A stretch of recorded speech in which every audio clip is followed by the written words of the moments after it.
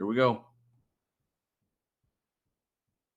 Sunday, Sunday, Sunday. Good evening, everyone. Welcome to another episode of True Story Live. Happy Easter to the pagans and happy Resurrection Day to those that believe.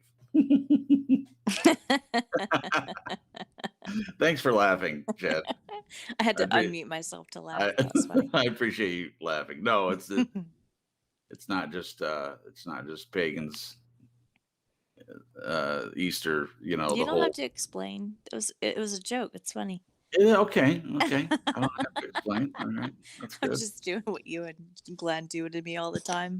You You don't don't have have to to. explain that you're I joking. don't say to you, you don't have to explain. Are we going to do this now? Really? Really? We don't have to do it now. We can. It'll be Oh, amusing. I yeah. think people will be amused at how we fight because we're always laughing. We are, yeah. In fact, sometimes, yeah, I'll laugh when you're super direct, and it just kind of takes me by surprise because a lot of people aren't direct, and so I'll laugh. Yeah. Yeah, it's Do you interesting. want these cheeseburger flavored sunflowers? No. No, and then I laugh because it just, Yeah. yeah. You're so tickled by it. You It's can great. say no. Yeah, you can say no, and you do. So that's good. Yeah. It's great. All right. Well, tonight's topic is comfort and contentment, promised land, and we'll get to that in a minute. Well, Jen, I would have you say hello to everyone in the chat, but I only see you in the chat, and Yeah. Hey, me.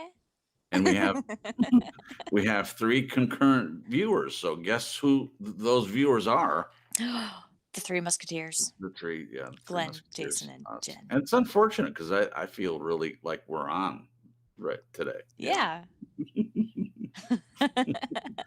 We could just be on for ourselves. We could. We could So just do selfish. the broadcast for ourselves. No one in the chat. Oh, there's Journey's waiting. Hey, Okay, so Journey's here. Hey, now there's Journey. now there's four. And then there were four. Yeah, we just talked before the broadcast a little bit about that we didn't see anybody in the chat, and I was explaining that it is a holiday, and there are a lot of people that I don't think Easter is a huge I guess it is when people go to church together, and then if they have kids, they do the Easter hunt, Yeah. hide the eggs and stuff. I know my sister does that with her kids. And my oldest niece is getting older, and Shannon asked them this year, do you want me to kind of cut back on some of the things I do for the holidays and stuff? And she was like, no. She's in college and she still wants to.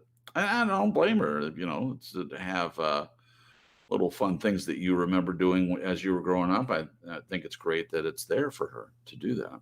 So anyway, That's awesome.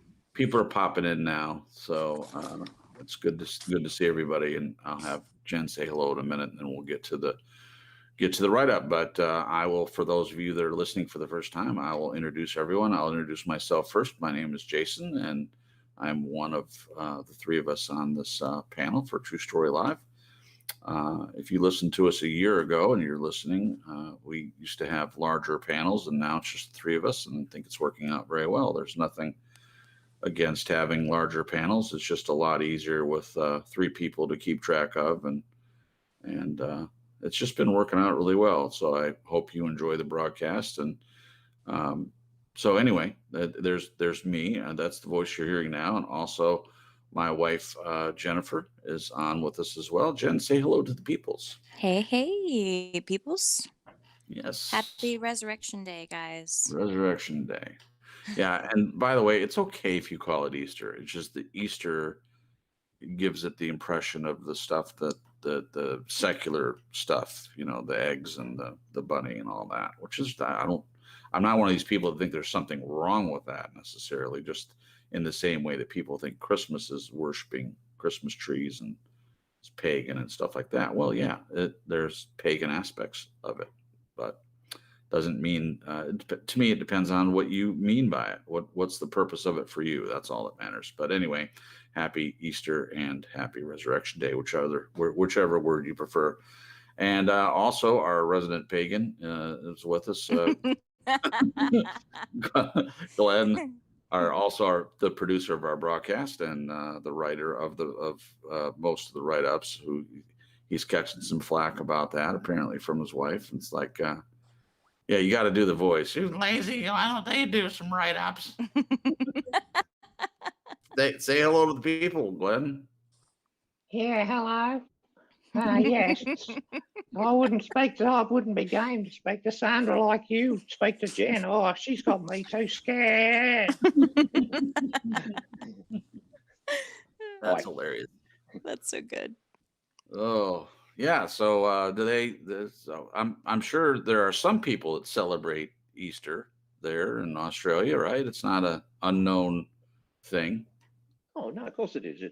I'd say it's pretty similar to the US, only it's probably there's just quite a percentage of less Christians in the population. Do you We're think? more paganist. Oh yeah, absolutely. Hmm. Way less. Yeah. Okay. Well, do you think that's a West thing? Like there's more quote unquote Christians in the West than there are in the rest of the world, or what do you think that? Yeah, I would think so. Look at where Catholicism. Look at the size of Catholicism. What's Italian, and look where it's gone to. It's just all over now. Oh, it's Things like widespread, that. Yeah. So I'd say Sure. here it's just. I'd say generationally, relevance of Christianity is diminishing fast. Okay. Well, it's growing in some areas, like for instance, communist China has a very large population of Christians, and they're even under quite a bit of persecution because you're not allowed to have that belief system there. So there are pockets of the world where it is growing, and it seems like this is a topic for another time. But it seems like in areas where it's unlawful, then it grows even more. So that's an interesting thing. It's interesting. Yeah. Yeah. So here where we're fat and lazy Christians who, there's no restrictions except for recently with them shutting churches down. That's kind of a restriction. I would suppose. But other than that, you can have your Bible, you can have Bible studies. There's no restrictions on that. They are starting to attack free speech and things like that. I think it is going to get worse over time, biblically speaking. But right now we have a lot of freedom here, and it's just like nobody seems to care. I shouldn't say nobody. I should say that we care less here in the West when we have all these freedoms as they do. And for instance, as I mentioned, China, where they have to pay for the right to believe. And it could mean imprisonment or sanctions or death even in some cases. So I don't know, let that be a lesson to us here in the West. Maybe we should be more concerned about the rights that we have. And anyway, pray for the believers in China. Yeah. Okay, Jen, there are some more people in the chat. So go ahead and say hello to them. And I see it's Liam's birthday. So we'll say something about that too. Okay, we've got Journey's Wake, first man in. Man, right? Journey. Yeah. Yeah, so I thought sure. sometimes I think so. Yeah. Oh no, you got to be careful. there's some handles. I'm like, wait a minute. Hey, you. I got Debbie, Liam, Stephanie, and I think that's it so far. And then the Three Musketeers, us. Hey guys, great to have you guys here, and happy birthday, Liam. Happy birthday. Yeah. What are you like 20? Liam? Yeah. 21? 22? I don't know. I think he's young. I got a birthday coming up in April. Yes. This is April 23rd. Is my birthday. We're just talking about that today. April 23rd. I try not to work on my birthday. Of course, it hasn't worked out every time, but I think, you should, it's okay to take a day and celebrate the fact that you're alive and still breathing. Yeah. Yeah. There are people out there that don't like you to celebrate birthdays either. The Jehovah's Witnesses, for one, they don't want you to celebrate any holidays. No. That's a little restrictive, I think. All right, we're going to get to it. Tonight's topic is Comfort and Contentment, Promised Land. And this write-up is brought to you again by Glenn. who is writing under persecution from his wife, who thinks that other people should weigh in a little bit and put some work in here. All right. A meaningful life is not being rich, being popular, being highly educated, or being perfect. It's about being real, being humble, being able to share ourselves and touch the lives of others. It is only then that we could have a full, happy, and contented life. Unknown. In worldly terms, I imagine the promised land for many involves love, happiness, and contentment in this life, with some comfort thrown in. Tonight, we look at what comfort and contentment represents to each of us within relationships and how our prior experiences may influence our present thinking and behavior. This leads us to our title song, Promised Land. And the link is in the description. I speak for a living, right? The link is in the description. Go and take a look when you get a chance. So the description is classical guitar flutters into a dark cavity of truth, exposing a tough human moral dilemma. And that's by Audiomachine on the album Nomad.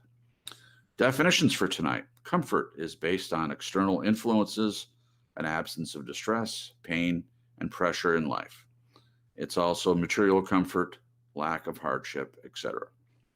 Contentment is based on internal influences, our perception of how we view what we have in life compared with what we may be missing.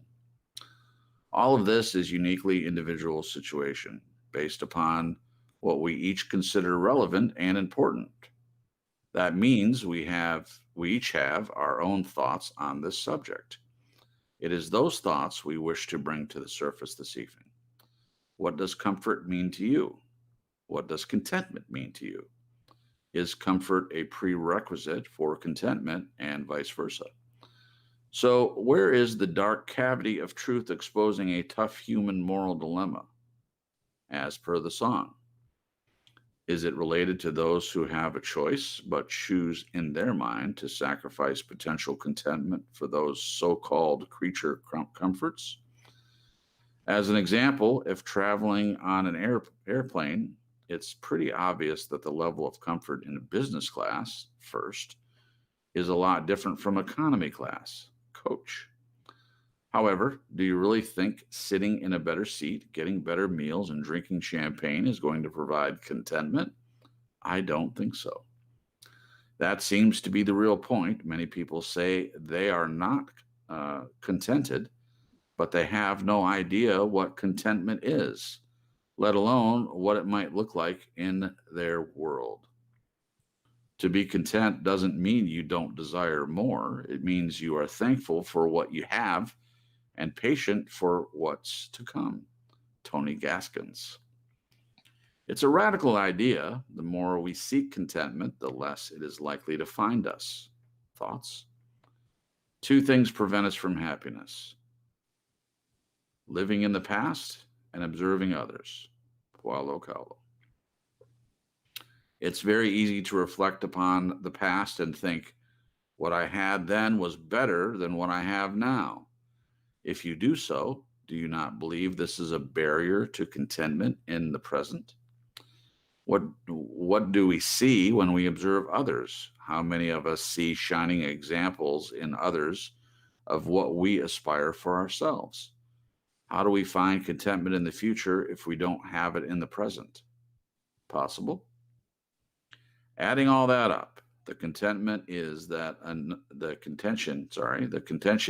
another person can provide you with comfort, but no person other than you can bring contentment to your life.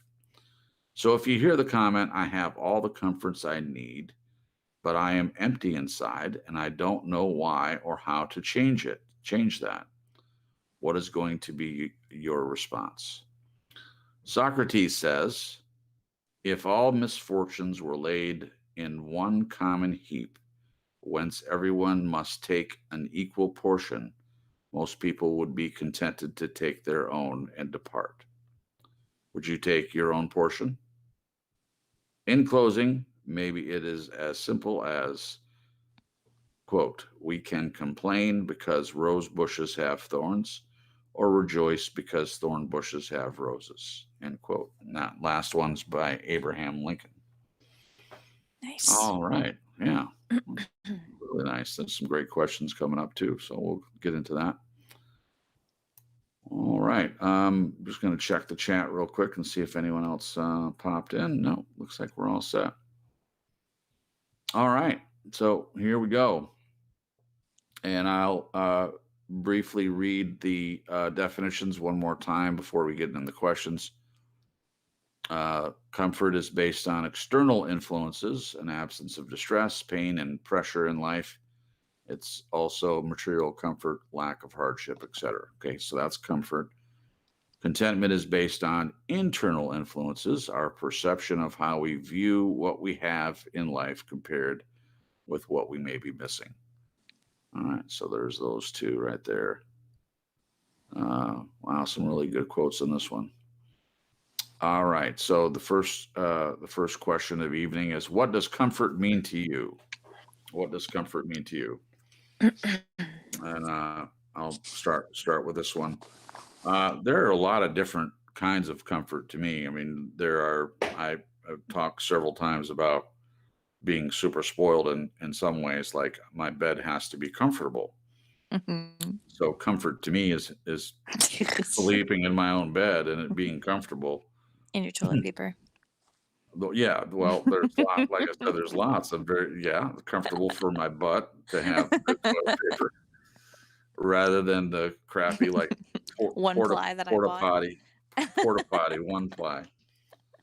Yeah, and that's the other thing. Yeah, I was wondering why you put the thin porta potty toilet paper sitting on the roll. When we have it's not the best, the other stuff that we have, but it's better than the one ply. I had to swipe it out. I think I was half asleep. Well, at least there was something there, right? You know, It's true. like empty. I just was focusing on the fact that I wasn't leaving it sitting on top of the empty roll like I do sometimes. But I you did actually though. changed it. No, I did change it. Don't get started.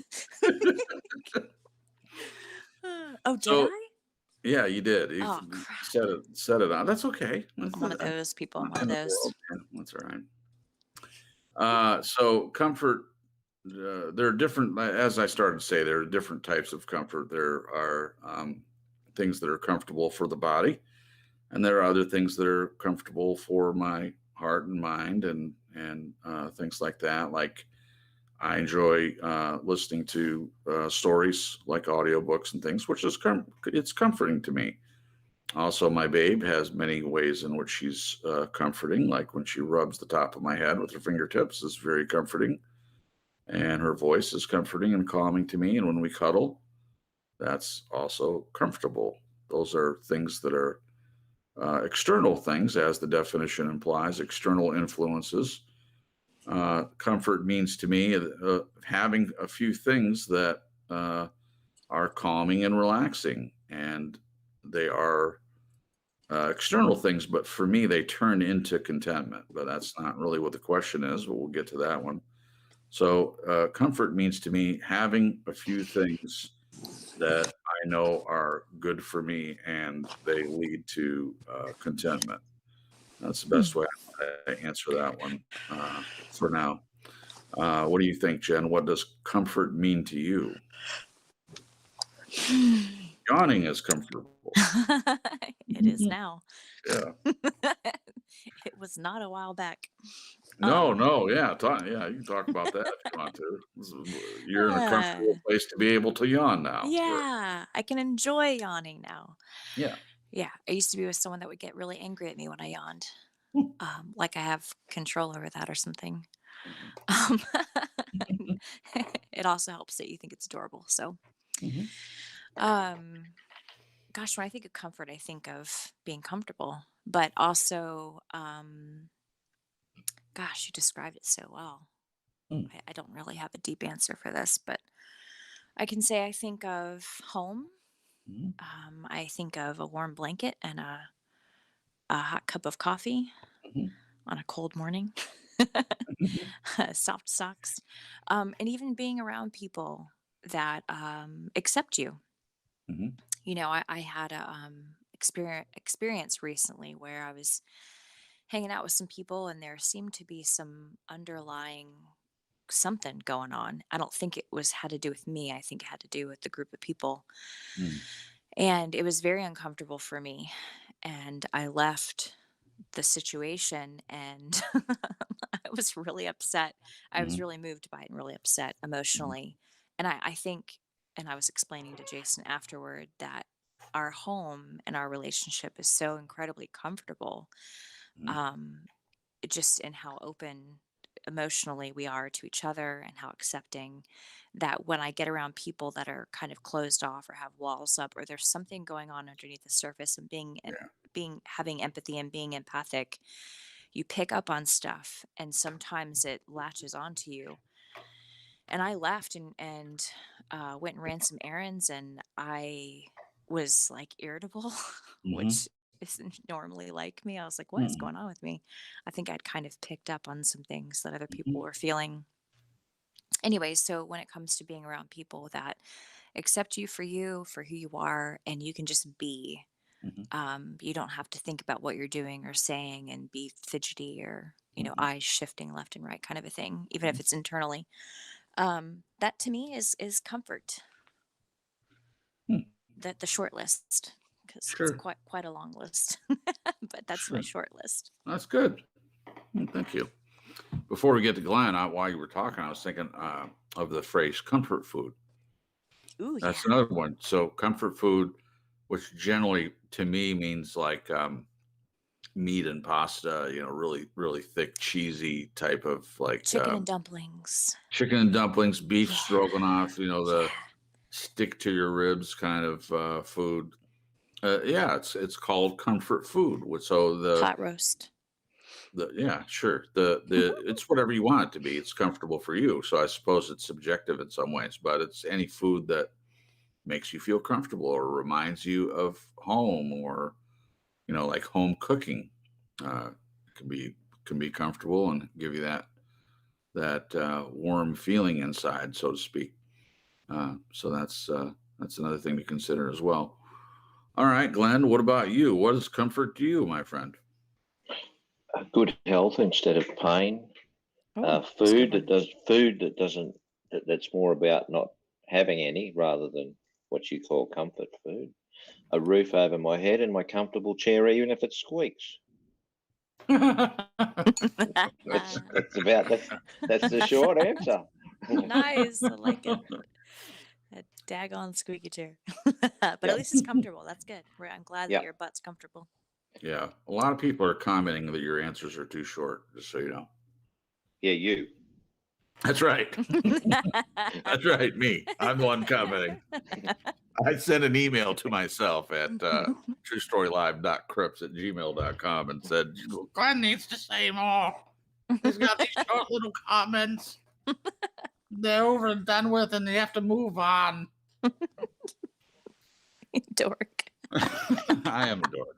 I am a dork. Well, I couldn't help but noticing, Glenn, that your version of comfort had a lot to do with what I would assume is your perception of people not feeling content. Like you mentioned, rather than creature comforts, you're mentioning things that a lot of people don't have. And that may be because of your worldview. And as you've talked several times about traveling and seeing how the other half lives, so to speak, seeing people living in very dire straits and horrible situations. Not everyone gets a chance to see that, but you have. So for you to see that probably has, and you can answer when I'm done here for yourself, but it probably has shaped your perception and made you be able to enjoy your own situation quite a bit more. Like you said, had just simply comfortable having a roof over your head. I mean, it would be easy to understand that oh yeah, I have a roof over my head, and not take that for granted when you've seen people living in a cardboard shanty, or not even having the cardboard, just living outside, and going through the trash heaps. I forget where that is, but I did see a documentary at one point about the huge trash heaps that people live in and around, and they go and collect stuff from there, the refuse and rubbish that people throw away, and that's what they used to live on. Kind of a horrible situation. But if you've seen things like that, then it would be a lot harder to take your own situation for granted. But that, I just thought it was interesting. What you describe as comfort are things that I think people really take for granted, not as being a comfort, but just being, well, that's just the way it should be. I should have a roof over my head. I should have food rather than just having food that is quote unquote comfort food. So that was interesting. Anyway, you can respond to that if you want to, or you have anything you want to add to that. I think that's 100% spot on. I think just having seen what, like, I mean, I can see a documentary on TV about the homeless in San Francisco and Right. the vets begging for money and food, and then I can compare that, as bad as it is, with what I have seen in life, and it doesn't even come close. It's not even close to be. I'm very mindful of the fact that it's very difficult for people in San Francisco or anywhere, but the level of what people do not have in some other places is really beyond your comprehension until you actually can see it. So yes, my view is very much shaped by those experiences. Yeah. Wow. Oh, thank you for sharing that. I appreciate it. Sure. Okay. So we'll get on to the next one, which is what does contentment mean to you? What does contentment? So again, the definition Glenn brought up as far as contentment is based on internal influences. So comfort is based on external influences. Contentment is based on internal influences, our perception of how we view what we have in life compared with what we may be missing. I love that definition. And I also like that Glenn just generally doesn't just take the dictionary definition of things, but goes a little further to kind of better define the word. I think that's good. I agree with that. I like that about you, Glenn. Yeah. So why don't you go on this one first, Jen, if you're prepared? What does contentment mean to you? Gosh, let's see if I can word this correctly. I feel like it's being incredibly happy and grateful right here, right now, with what you have. Mm-hmm. And I can honestly say I have that. I have contentment. Just being incredibly grateful. Based on, from where I've come, based on what I've seen in the world, when it comes to other people and their experiences comparatively, when it's based on where the world's at right now. It's, so that would be my answer. Yeah. I like the way you answer that. So do you think, well, I'm sure I know the answer to this, but maybe people out there listening don't.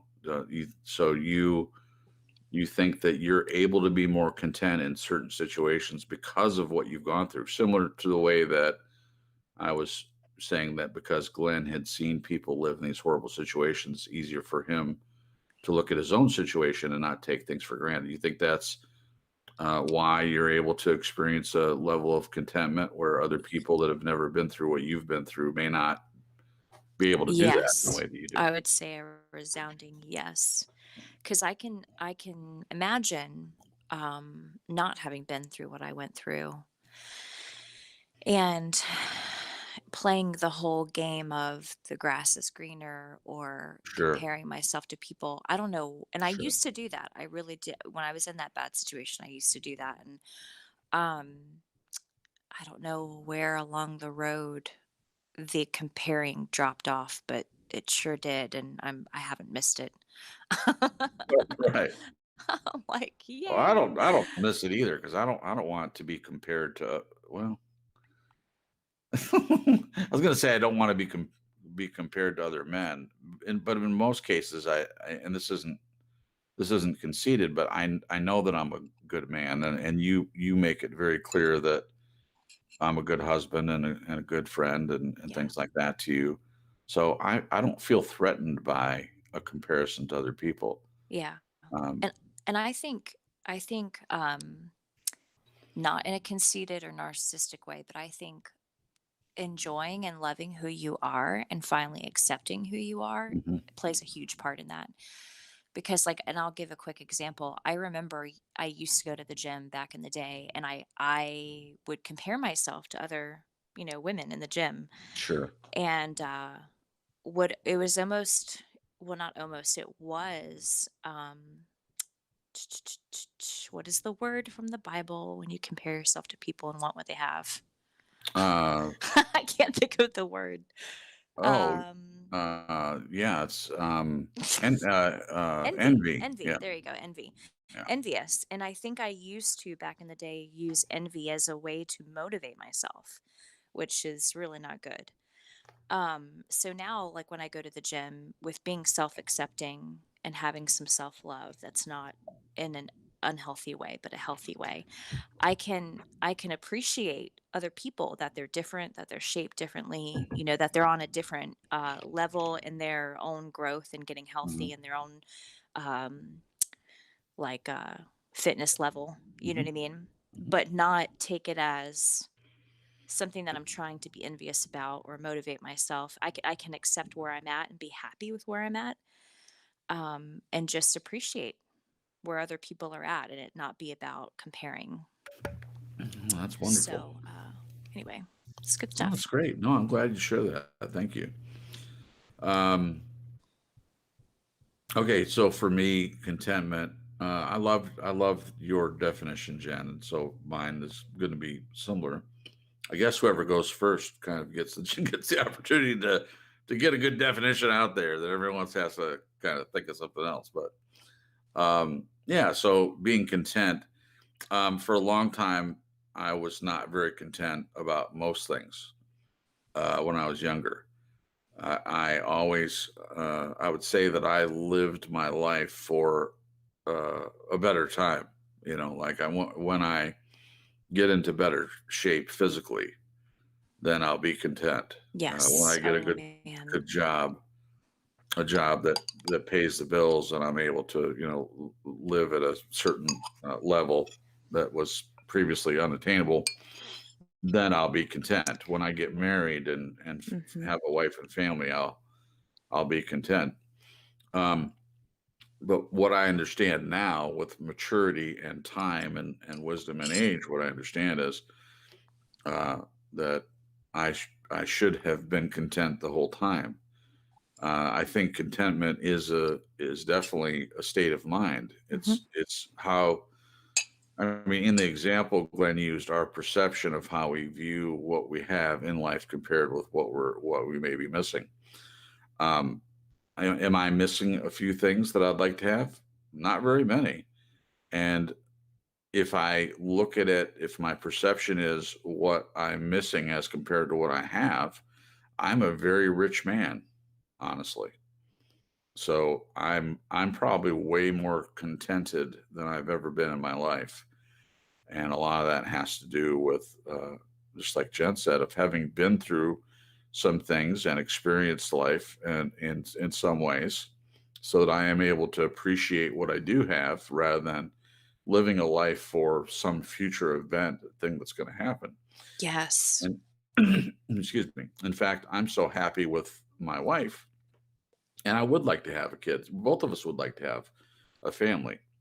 But if I never got that, if that gift was never given to me, I would still be content with what I have. I really would. Amen. So I Same here. don't, yeah, I don't look at not having kids right now as something that is going to fill some void. There's no void. There's no empty place in me. Yeah. Where before I think there were empty places. I feel like I was not living a contented life, where now it's quite a bit different. So I feel grateful for that. Yeah. So I don't know if I answered the what does contentment mean to me.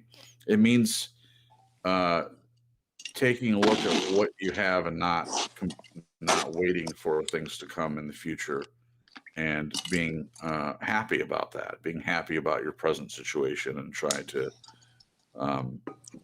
enjoy it for what it is, rather than waiting for something else to happen. I think that's what contentment is to me. That's a great answer. Thank you. And Thank sorry about me rubbing my mic. I was taking a drink and I don't know if it made a big loud It noise, did. guys, It but did. I'm Yeah, so sorry. that's okay. I'll move it out of the way next time. That's okay. Thank you for saying that, It was though. just right in the middle of you talking, and I didn't mean to be rude. No, that's okay. I know you didn't. I know your heart. You don't ever mean to be rude. All right, Glenn, what does contentment mean to you? I think it's once again influenced by experiences, but I would say it's drawn from the privilege I feel that for the position I'm in, for what I have. I have a lot of love in my life. I have joy, happiness, all of those things that I can process inside internally. And when I think of what am I missing, well, nothing. I mean, I've got the love of a wonderful woman, regardless of whether she's stroked out or not. I mean, that's what really counts. I have that every second of every day. I know Journey's Wake said contentment seems temporary. I think we need to go back and see if he answered, please. And Celine also said some stuff there. I wondered, would it be worth going through? I thought it might be. So yeah, what does it mean? It's really just a state of just feeling at peace with yourself. It's. Oh, he did answer, Glenn, if you want to read it. Would you mind, Jen? I just can't Yeah. quite find it. He said, I can be content, but then a wave of life can come. Then I strive for that contentment again.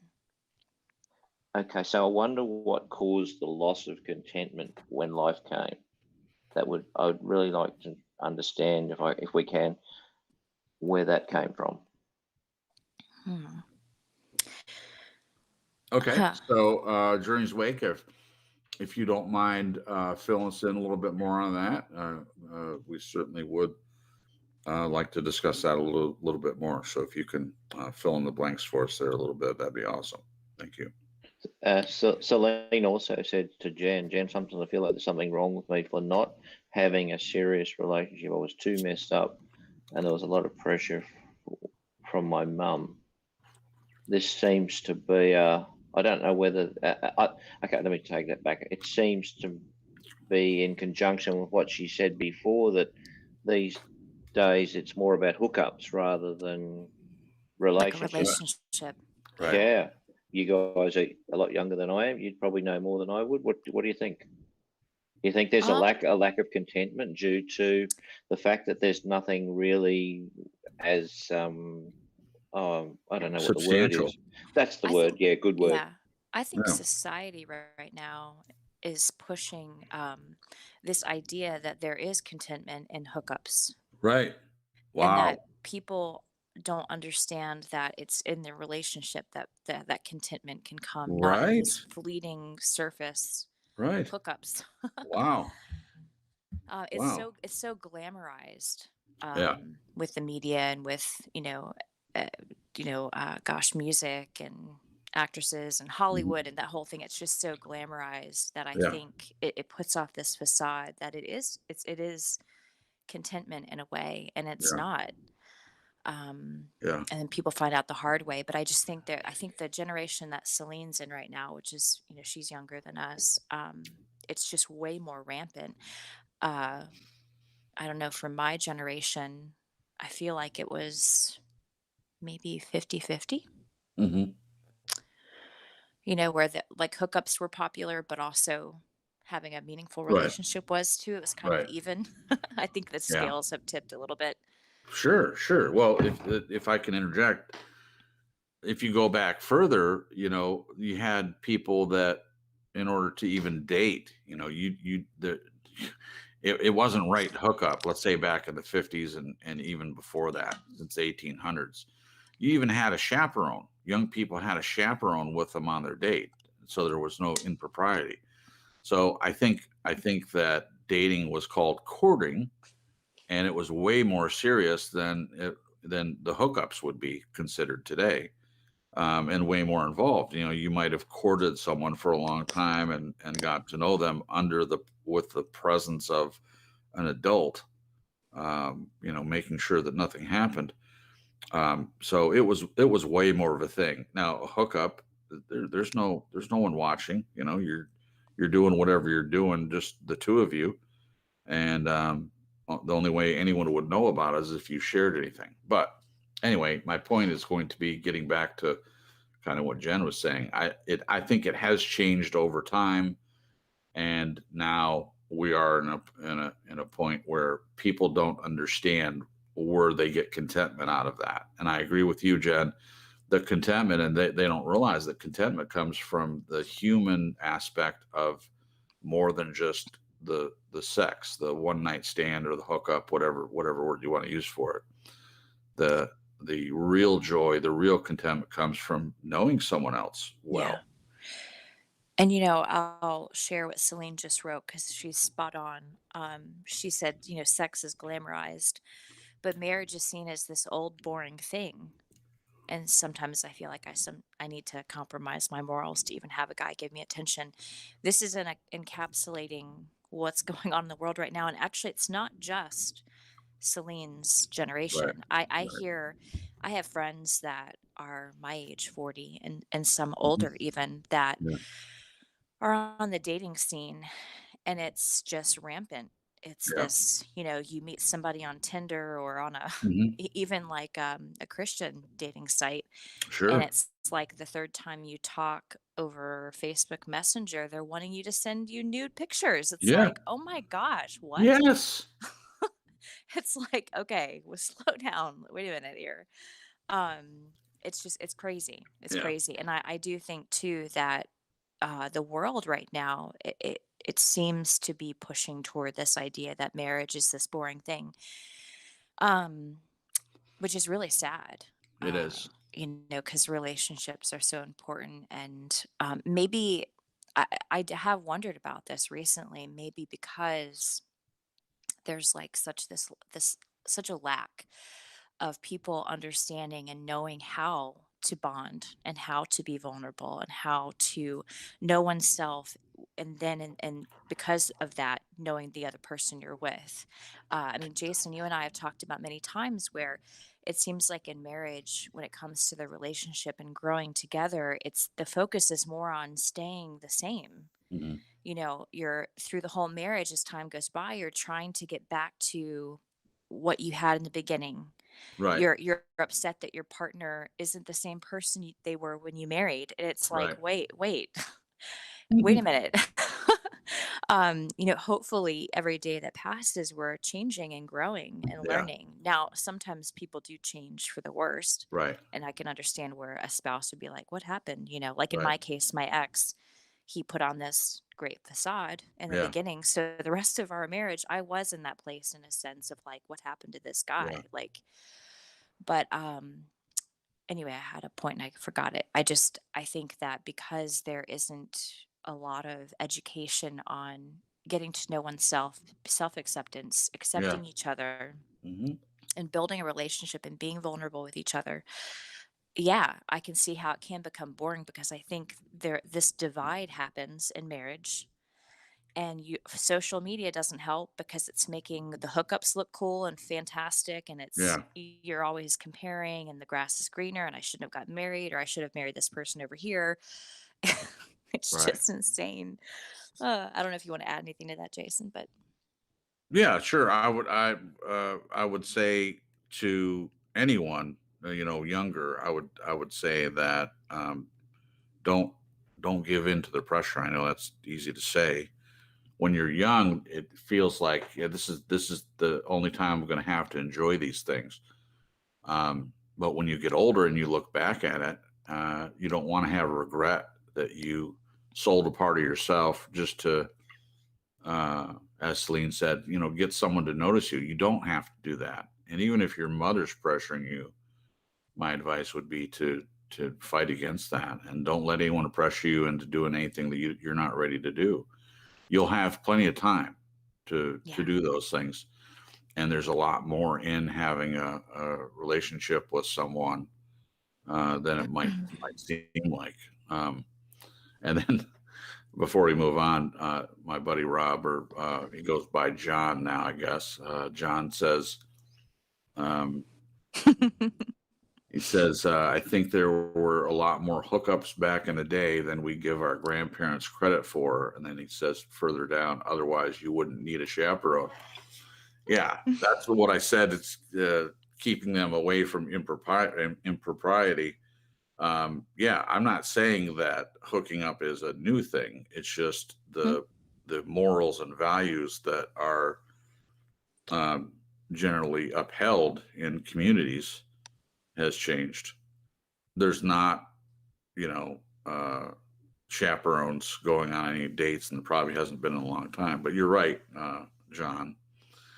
I'm not saying that there were never hookups. I mean, people did do that, I'm sure.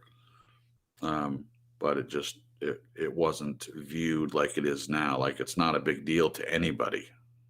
Maybe to older people would look at the idea of a hookup. Grandparents and stuff would look at a hookup as not being a great thing. Okay, I don't want to ramble too much. I don't know if we're getting ramble. It's good stuff. Yeah. So as far as what does contentment mean to you, I think we all answered that one. And everyone can answer that for themselves. What does contentment mean to you? I loved what you said, Jen, about being in a relationship and how you're content now, as opposed to because you're looking at your life and what it used to be and looking at it now, and that makes it easier for you to be contented. So you don't have the same desires as you used to have, and comparing yourself to other people and things like that. It's never a helpful thing. I've done it No. Oh man. comparing And myself. it's such a jail cell, and it's like self-perpetuating too. Yeah. It's like a hamster wheel. It's just the worst place, and it just brings you down further and further and further. Ugh. Yeah, because if you're comparing yourself to someone else and you're thinking that what someone else has, or the way someone else looks, or the kind of clothes they have, or the kind of car they drive, that's going to make you content. You're fooling yourself. Yeah. And then so you're doing things in life to get to that level, and once you get to that level, you realize that you're not content. And that's because, just as the definition says, contentment is internal, but people think of it as like External. it's comfort. Yeah. Like the definition of comfort, where it's external influences. I think they're getting it all mixed up. Like, I'll be content when I get to this place. Then you get to that place, then you're not content anymore.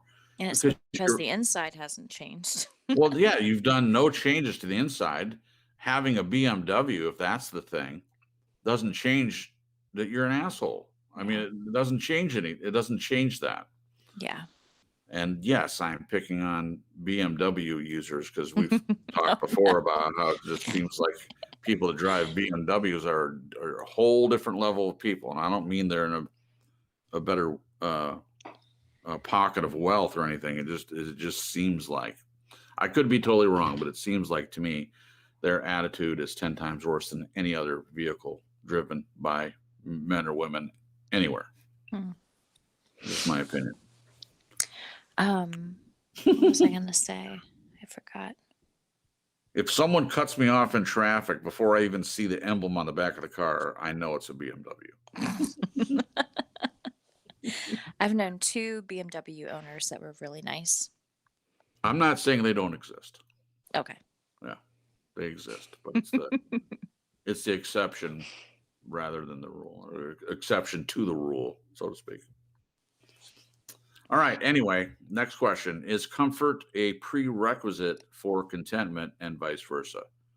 Is comfort a prerequisite for contentment, and vice versa? So do you have to have comfort to be content, or do you have to be contented to be comfortable? I think that you can have comfort, and it might not be whole. Like, it Right. might not be all consuming, for lack of a Right. better term, maybe even temporary if you don't have contentment. Sure. But I think I think you can have contentment without comfort. I think it can go a bunch of ways. Sure, sure. But is it a prerequisite for contentment? Um, I don't think so. I think it could seem like yes, you'd have to have some kind of comfort to have contentment. Mhm.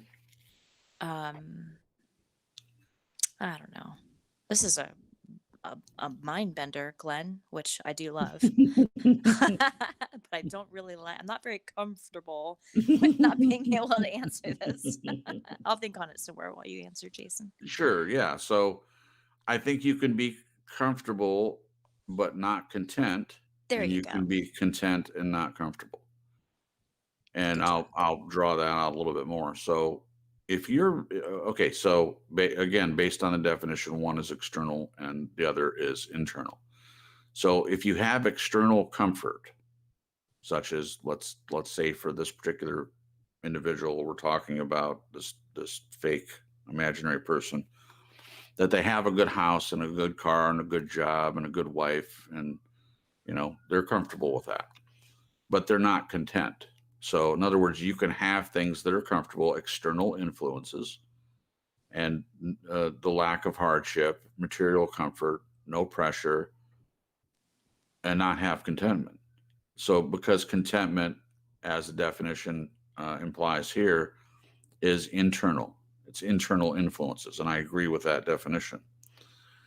In the same way, you can be content with your situation or content in life, content with the things that you have. Your perception, how we view what we have in life compared with what we may be missing, and not be comfortable. It's like a story I heard. Stockard, I think, is his name, that recently ran for president or for some kind of office, and he was in the Hanoi Hilton. He was a prisoner of war in Vietnam, and they interviewed him about how he survived.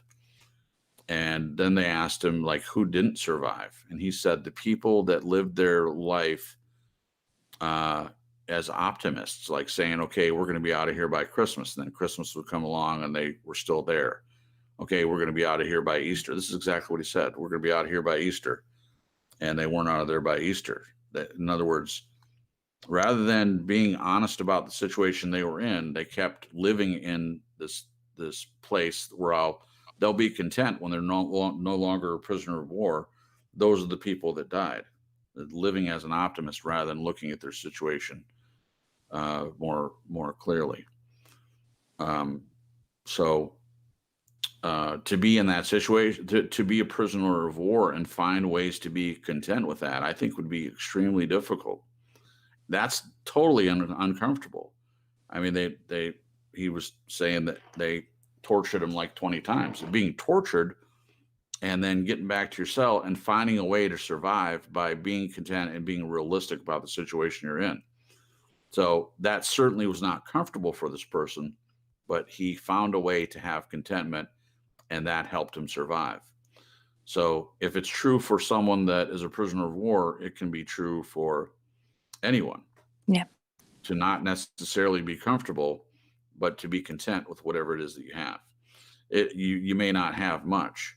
So the imaginary person that I was describing, they can have every comfort that you can imagine, but be living a life waiting to get more. Like you ask a rich man, how much money is enough? Just a little bit more is what I've heard. Just a little bit more. They always want more and more and more because it doesn't make you content. Yeah. I'll tell You one always more. want more. Yeah, I'll tell one more quick story. Troy Aikman, who was a quarterback, and John Dons will appreciate this. He hates Dallas, and back in the day, I used to hate San Francisco because he's a San Francisco 49ers fan. I couldn't care less about football like I used to, but back in the day, Troy Aikman in the 90s was the quarterback for the Cowboys. And he was in an interview, and they said, well, how does it feel? Because I think he had three Super Bowl rings, if I remember correctly. And he said after the first one, he did all this work and he trained and, went up through college and and long practices and working out and breaking your body to the point of, making it football ready. And then he wins the big game the first time, and the lights and the reporters and the fans and the trophy and the ring and all that. And he thought, is this all there is? So as far as sports go, that's the pinnacle. That's the zenith, the high point of any upper ring that you can achieve in the world of sports. And Troy Aikman, at least, it wasn't enough for him. He was not contented. And in the same way, actors and actresses, I've heard them say all the time, they have fame, they have riches, they have the envy of audiences that wish that they could have their life. And a lot of them end up killing themselves, or they end up addicted to drugs and domestic violence and all this stuff. And on the outside, it'd be easy to look at someone like that and say, you have everything. Why would you throw your life away? Well, the reason why is because they're not content. They are living a life, and it doesn't matter how rich they are, or how many people recognize them and ask for their autograph, or how many people recognize you for the Super Bowl that you just won. If your contentment is not internal, if you're not content with where you are, whatever time you are, whatever place you are in your life, then you're always going to be empty, and you're always going to be reaching for something else external to make you feel contentment. So in answer to the question, is comfort a prerequisite for contentment? No. And I would say that contentment isn't a prerequisite for comfort either. I think they may be similar, and they may go together. If you're content, then you're probably more likely to be comfortable, even if you don't have everything that you want in your life. You're looking at what you have, just the way that Glenn answered. You're looking at what you have, and you're considering that enough, and you're being content with what you have in life rather than living a life waiting for something else. That's the best way I know how to describe that. Beautifully said. Thank you. What about you, Glenn? Is comfort a prerequisite for contentment, or vice versa? I don't like doing this, but Cripps, I agreed with you 100%. I thought it was a brilliant answer. I'm not being evasive. What came into my head was, how would I feel if water shut me down from the front of the plane to the back of the plane? I'm going to get over it. It'll be less comfort, but it's not going to lessen my contentment. That's for sure. That's Right. just, you deal with it. So I agree with you 100%. I think in many respects, these two are not related, although Right. they sound on first glance to be related. I think there's a huge gulf between the two. So Right. very much a perception of what you see as comfort. I mean, we can all sleep on the floor if we have to. That's for sure. Well, no, let's not get out of hand. Well, I only said that because you said you need a comfortable I bed. know. Yeah. But the truth is, you can sleep on the floor if you have to. Oh, absolutely. Absolutely. Yeah. I might moan and groan for a few minutes for sure if that ends up needing to happen. But when I was a younger person, yeah, I could sleep on a couch or a floor, anything to get me out of the house. If I needed to sleep on someone's couch, I definitely would. Yeah, anything to get me out of the house and get me away from my family. That's what I would do. And that did put me, I slept on a pool table once. That was very uncomfortable. I should have slept on the floor. That would have been probably way better. Okay, well, that's good. We got through those first three. So the next part is, so where's the dark cavity of truth, exposing a tough human moral dilemma as per the song? So the next question is it related to those who have a choice but choose in their mind to sacrifice potential contentment for those so-called creature comforts? Is it related to those who have a choice? They have a choice, but they choose in their mind to sacrifice potential contentment for those so-called creature comforts. The way we've described this, I don't think you have to sacrifice contentment for creature comforts because they're not so easily related. Creature comforts don't lead to contentment, in my opinion, at all. So you don't have to sacrifice anything to be content. You just view your own situation and realize that other people have it worse. And when you have that realization, I think it's really easy to be content. with things. On the other hand, if you have a choice and you choose to not be content with what you have, and again, as I described, you're empty, you're trying to fill or find contentment in creature comforts, you'll never achieve it. You'll always, like I said, you'll always be reaching out for something more, trying to get something that you don't have. It's never enough. And that's where Jen was talking about envy, and the other word is covet. Yeah. Biblically speaking, it's not just a Bible word, obviously, but it's thou shalt not covet. It's seeing someone else have something and you want that particular thing, not one of your own, but you want what something else has. Like in terms of the Ten Commandments is don't covet someone else's wife. So someone else has a wife and they're already locked up with each other, and you want that person, not just a wife like her. You want that one because what you have is never good enough. I would never covet someone else's wife. I'm happy with one I have. I don't need another wife. So I'm never going to be in a position of coveting someone else's anything. Are there things I'd like to have? Creature comforts and things? Sure. But for me, just not struggling every month with bills, that is something that I'm looking for. It's not a whole lot to ask. It's not something that is necessarily outside of my grasp. There are some things that are outside of my grasp, and I don't spend any time thinking about those things. Like having a BMW or having this or having that. When I said there are things that I would like to have an RV. I would like to travel around the United States and go camping with my wonderful wife. And before we met, that's something that I always wanted to do. And I have, I've talked about this before, but I have friends that do that. They sold their house and they live out of a very, very long, nice motorhome.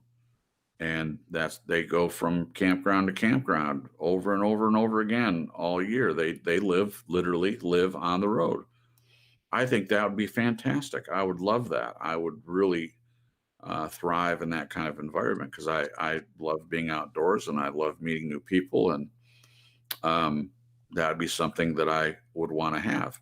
But if I never have it, am I going to still be content? The answer to that is yes. So I would consider that a creature comfort. That would be a comfort to me.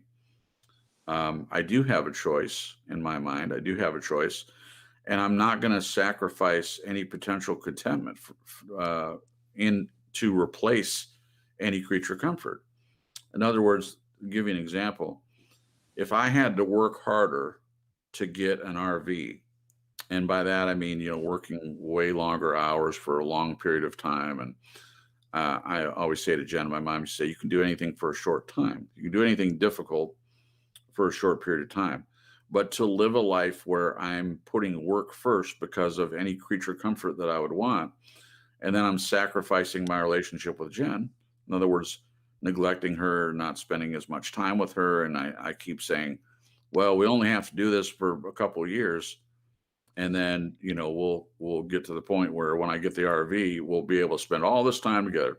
No, that's not a swap I'm willing to make. I'm not going to sacrifice my present contentment for some future thing that I think is going to make me more content. That's not going to happen. Thank you. Oh, absolutely, babe.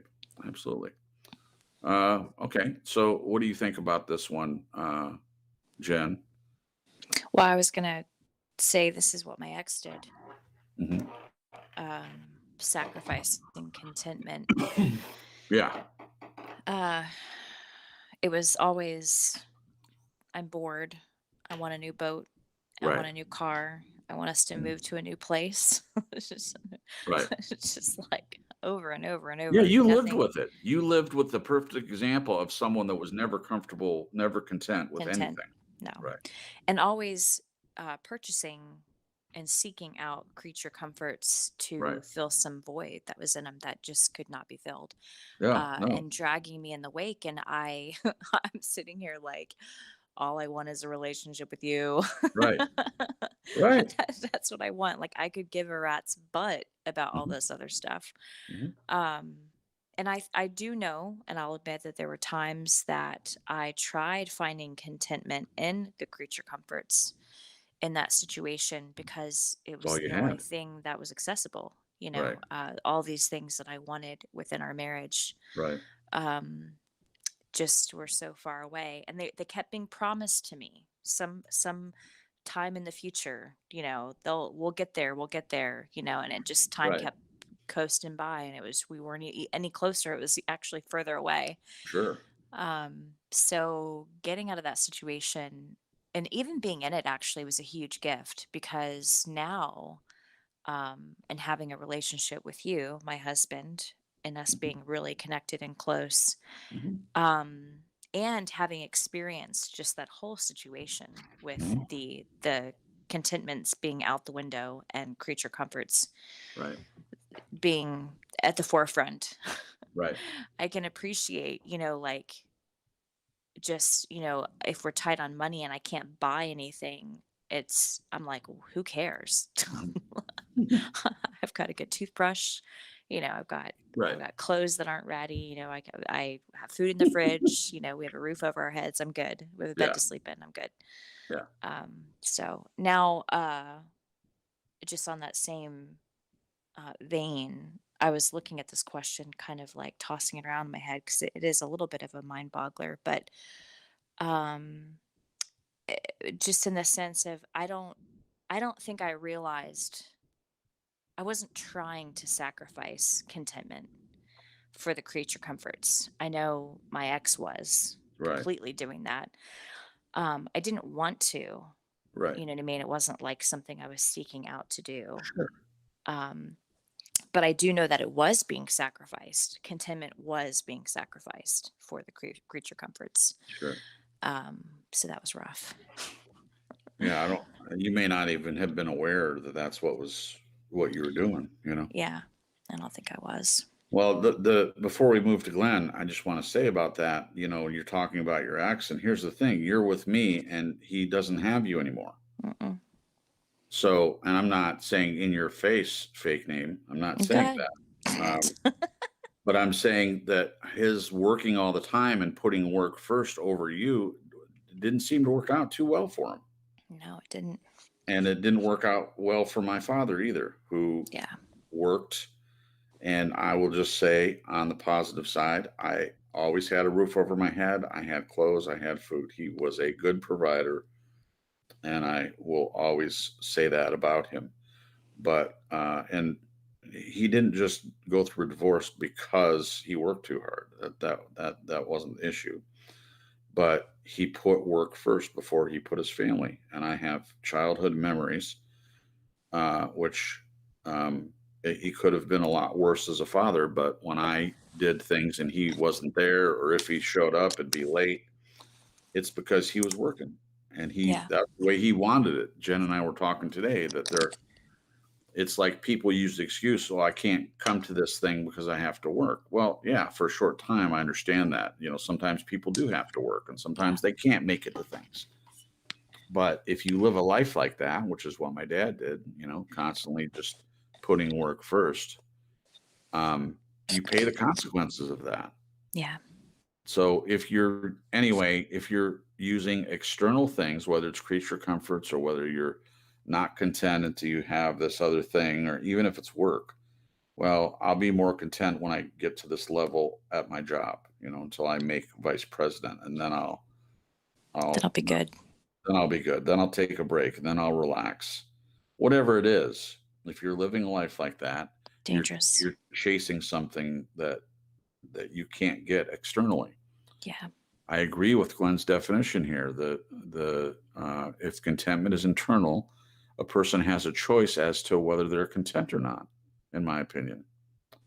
So what do you think, Glenn? Is it related to those who have a choice but choose in their mind to sacrifice potential contentment for those so-called creature comforts? Yeah, I think it is a choice, and I think I can relate to my miserable first marriage, but I have to accept responsibility for that. But I know thinking back, I cringe when I think, I was not prepared to leave that situation because I thought, hey, I'm going to be on the street. I'm going to have no money. They'll take everything.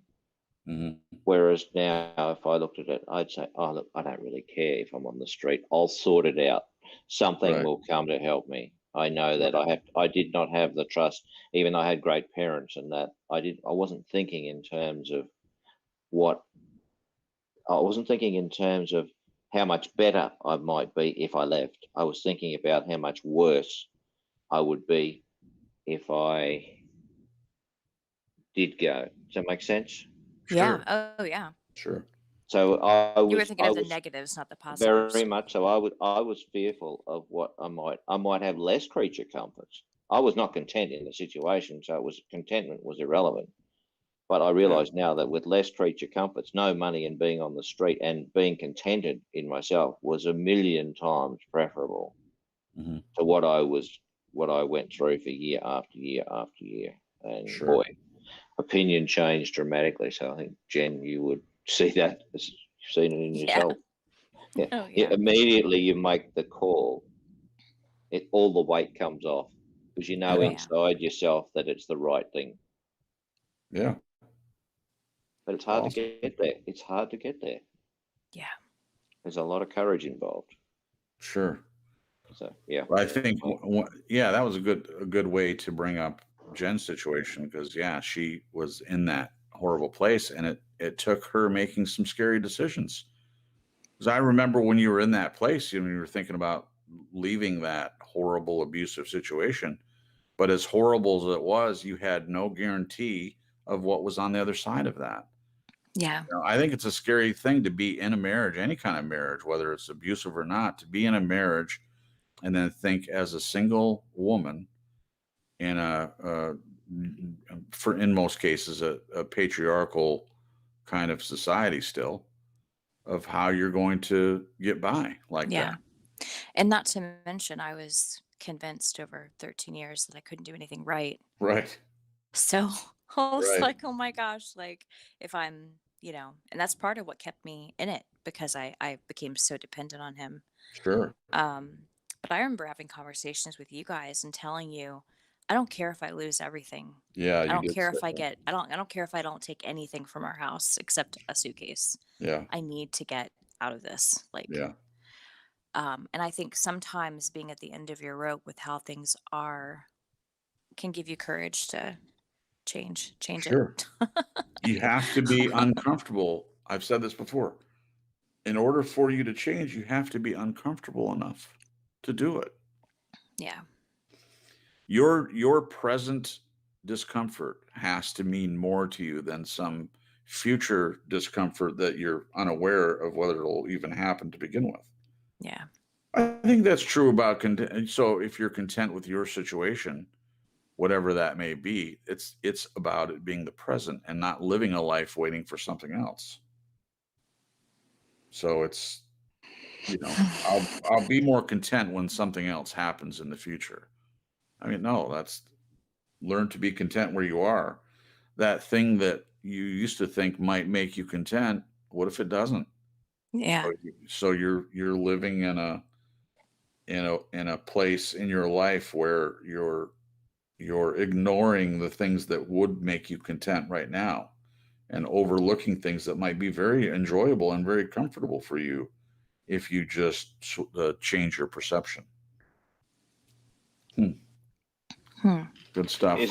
Isn't that what dragged you down, Jen? Has it dragged me down? That the thought that every day, every minute, you were trying to be something you weren't, having to put all that energy into just trying to appease the other person, keep the peace, don't cause a problem. If they didn't want to talk about something, you just get over it.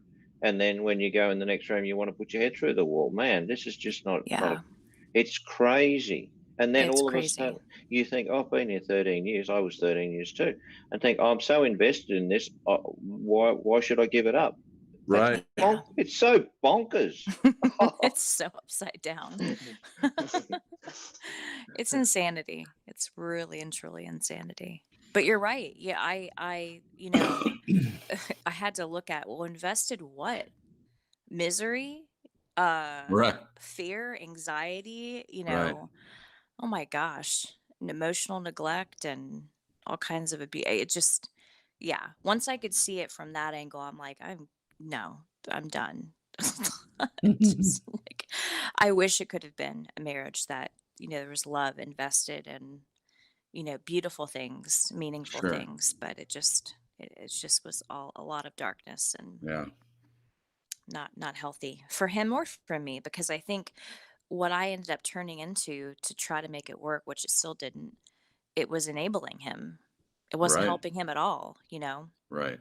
Usually if someone's struggling with something and you have a spouse that comes alongside you and helps, um, there's self-reflection on both sides and you can learn to change together and become better people. But Sure. he nothing he did was wrong. So why change? Right. I was the issue. I was the one with the problems. Oh, I'll just remove myself then. Yeah. If I'm the problem, let's see what happens when I remove myself from the situation. We'll see if I was the problem, or whether maybe there were some other things that were tying into the fact that you're so unhappy. Yeah. You're so miserable. But I was doing a lot of things wrong as well. Like Glenn had said, owning up to my share of the, what I was again enabling, and then my own looking to another person, for a contentment. That was a biggie. And oh my, you don't want to give other Sure. people that kind of power. No. Yeah, not good. Well, whatever it is, you've learned your lesson. You're not looking to me to help you be content at all. No. No, but I love if I can help with that by being a good husband, and you feel content as a result of the way that you're treated. That's a completely different thing. And Yeah. I think because you're not looking to me for contentment, it's way easier to be comfortable. Isn't that crazy? That just happened. That point just came out of my mouth. I thought that was that. I'm patting myself on the proverbial back for that one. Probably that came from God or the universe, whichever way you want to look at it. For me, Yeah. God, but for Glenn, universe. But things happen like that. Sometimes you just say something and you're like, where did that come from? I'm not that smart. I don't know that. What's going on? What's going on? Okay. All right. Well, we've answered this one. We'll move on to the next one. So the next little bit, as an example, if traveling on an airplane, it's pretty obvious that the level of comfort in business class, which is first class, is a lot different from economy class, which is coach. So then the question, however, do you really think sitting in a better seat, getting better meals, and drinking champagne is going to provide contentment?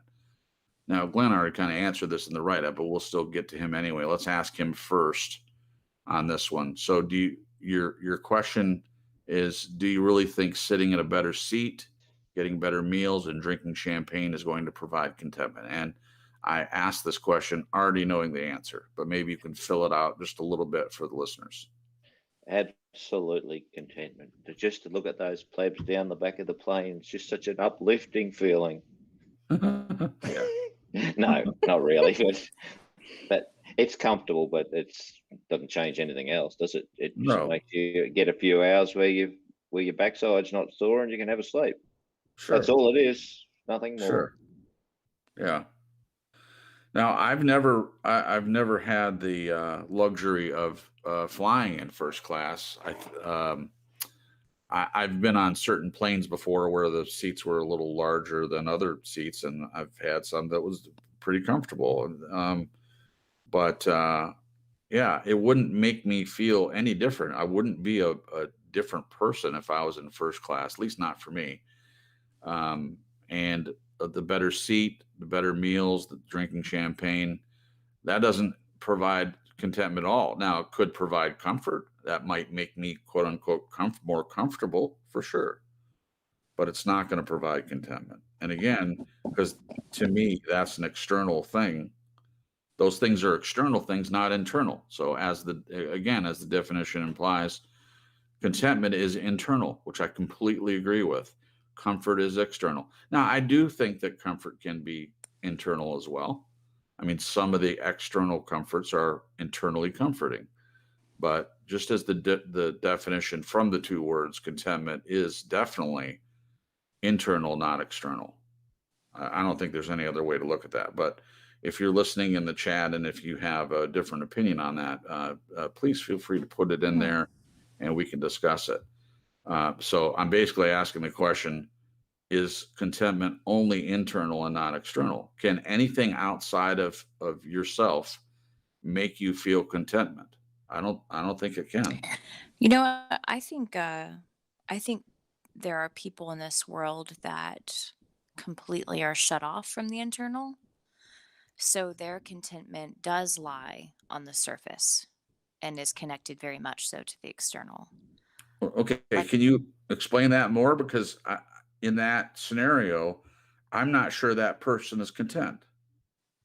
Maybe they just think they are. Right, right. Or maybe they're just under this guise of thinking that they will be content, like my ex.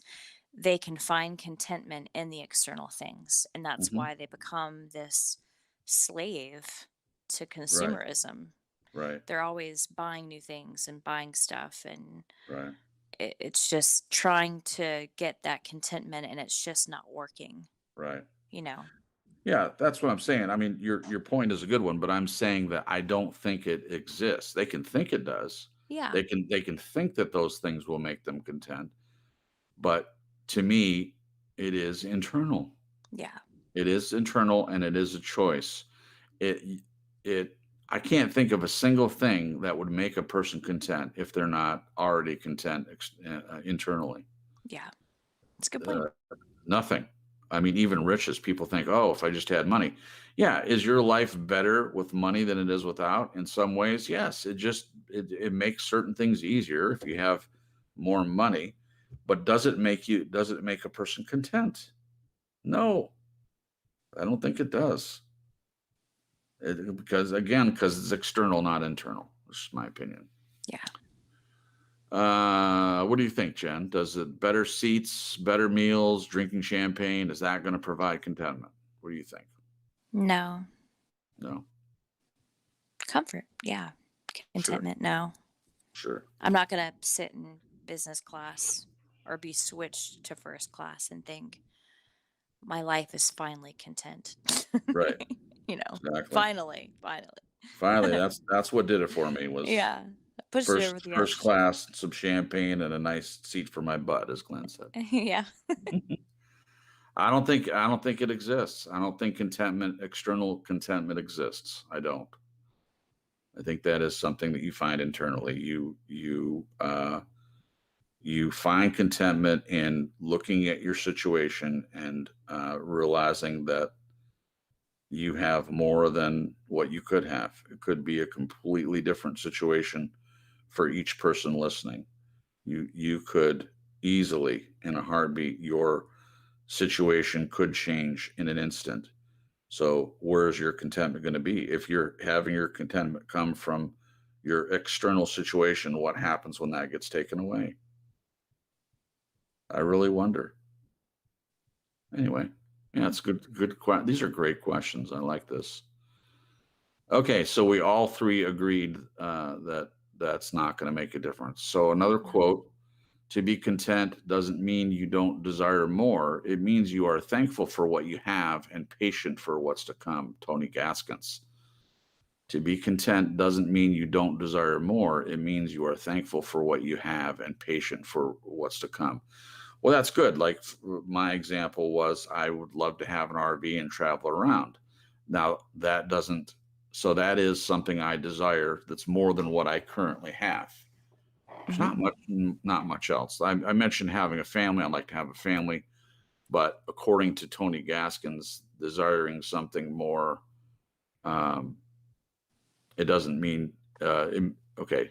But you're still thankful for what you have. Right. I am still thankful for what I have. That's what I'm getting at. It's not like I won't be thankful or content until I get this such and such. Right. Yeah.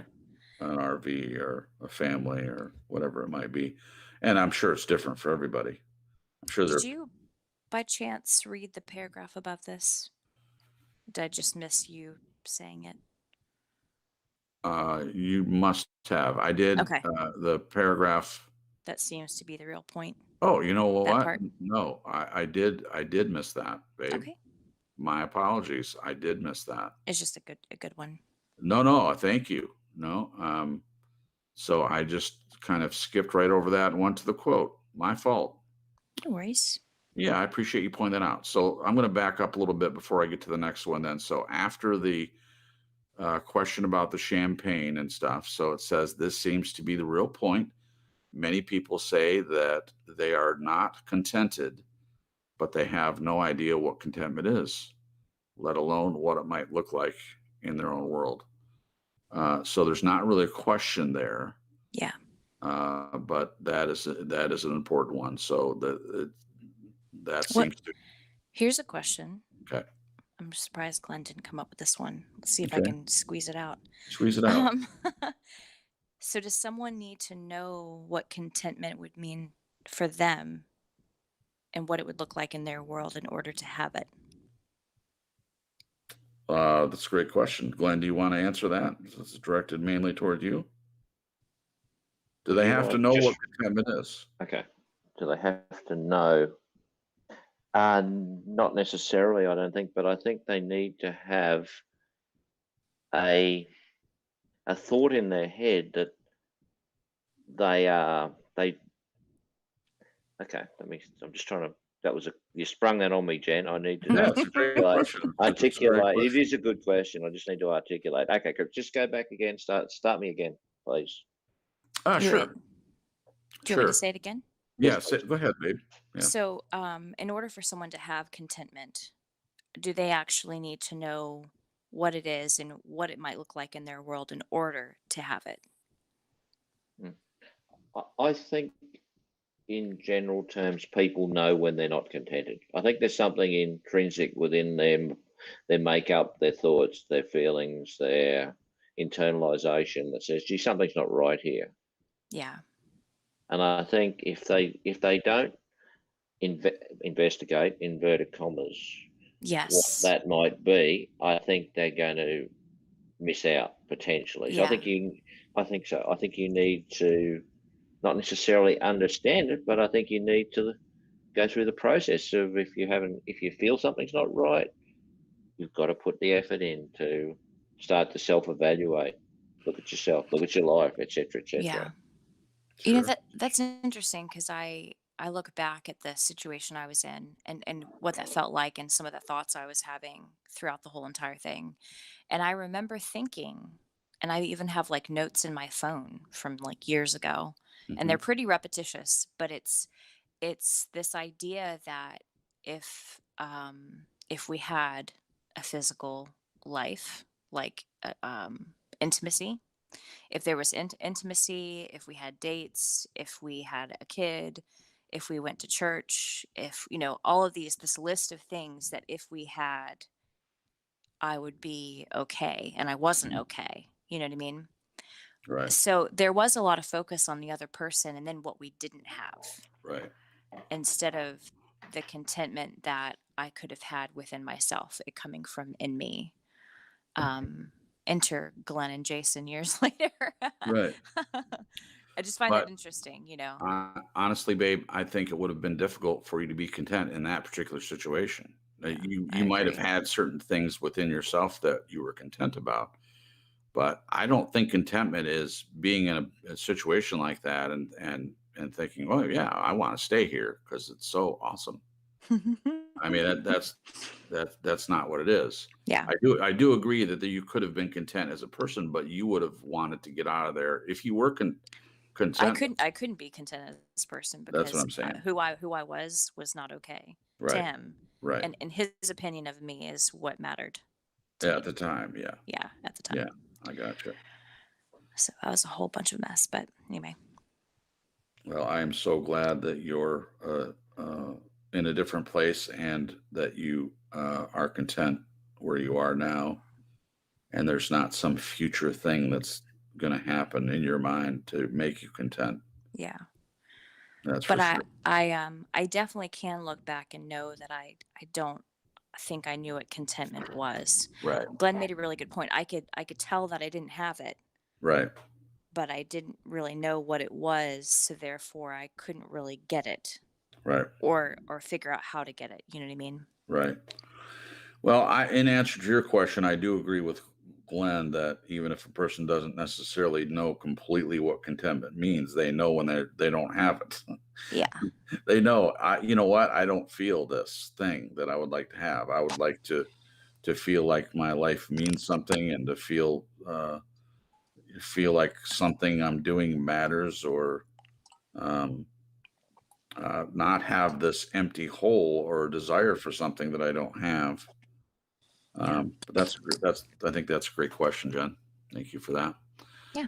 All right. So the next part, so we read the quote from Tony Gaskins, which is basically saying, I think I went over that. And then the next part is, it's a radical idea. The more we seek contentment, the less it is likely to find us. Thoughts. The more we seek contentment, the less it is likely to find us. Based on the way this question is formed, I would agree. I would agree with that. That if you were not content and you're seeking contentment, again, externally, then I don't think that you would find it. Yeah, I completely agree. On the other hand, if you know you're not content and you're seeking it internally, I believe you're more likely to find it than externally. But again, then the next question would be, can you make yourself be content? I don't think it's a matter of making yourself. It's just looking at the situation you're in, as I've said earlier, and being content with what you have. Be content with what you have in your life, and don't try to seek it some external form of contentment outside of yourself, or outside your own situation. What do you think, Jen? I completely agree. There's probably a lot of people that get that confused. They think contentment is something that's external. But what if it is something external that then births something internal? Well, sure. I guess I'm not saying that there aren't external things that can't lead you to a feeling of contentment internally, like having a family. If I wasn't content, Yeah. there could be external things that have some kind of influence on contentment, Yeah. but it's not going to make you be content, I don't think. Gotcha. That's what I think. Do you have a different opinion on I that? did, but it flew out of my head. Okay. Well, I was trying to remember it and I forgot. that's okay. Well, the beauty of this show is, if it comes back to you, you can always bring it back up. Yes, Okay. definitely. All right. So on this one, Glenn, what do you think? It's a radical idea. The more we seek contentment, the less it is likely to find us. What do you think? What are your thoughts on that one? This one was brought up by a comment that I heard from someone who said, if only I could find a person that I could relate to, or would love me, or would and respect me, I would be contented. But I thought, hang on a minute, how's that going to make you contented? Is Right. it really going to make you contented, or do you need to be contented first before you even have another person in your life? So Yeah. but I don't think it's a case of seeking and finding. I think that's I think I agree with Jen and yourself. I think another person can have a significant influence, like you and Jen have said. Sure. I think if you come from the more we seek implies that you need someone to make you content. Yeah. Yep. Immediately red flags me, That's because dangerous. it's not going to happen. Yeah. Yeah. So I don't think it'll find you. Or if you think it does, you're going to find out pretty soon that it's not real. Right. Right. Yeah. Well, the example you bring up, Glenn, is so whoever said that. So if you're saying, so again, that's an external thing, even finding another person. So if you're saying, well, I'll be happy when I find someone to love me. Okay, so then you're doing exactly what Jen was talking about earlier. You're looking to another person to make you content. So if that person is having a bad day or a bad year or a bad decade, whatever, and they're not content, and you're looking to them to make you content, You're not gonna be. it's not ever going to happen. Yeah. So I would agree also that you have to have some level of contentedness.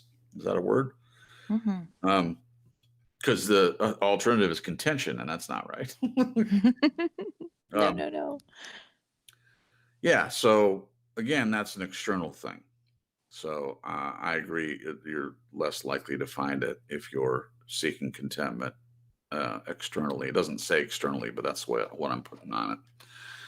Okay. The next quote is two things prevent us from happiness: living in the past and observing others. Our friend Poirot. And then the question. Well, first of all, well, let me read the question first because I like this quote and I agree completely. It's very easy to reflect upon the past and think what I had then was better than what I have now. If you do so, do you not believe this is a barrier to contentment in the present? I'll answer this one first because the above quote, it says living in the past and observing others.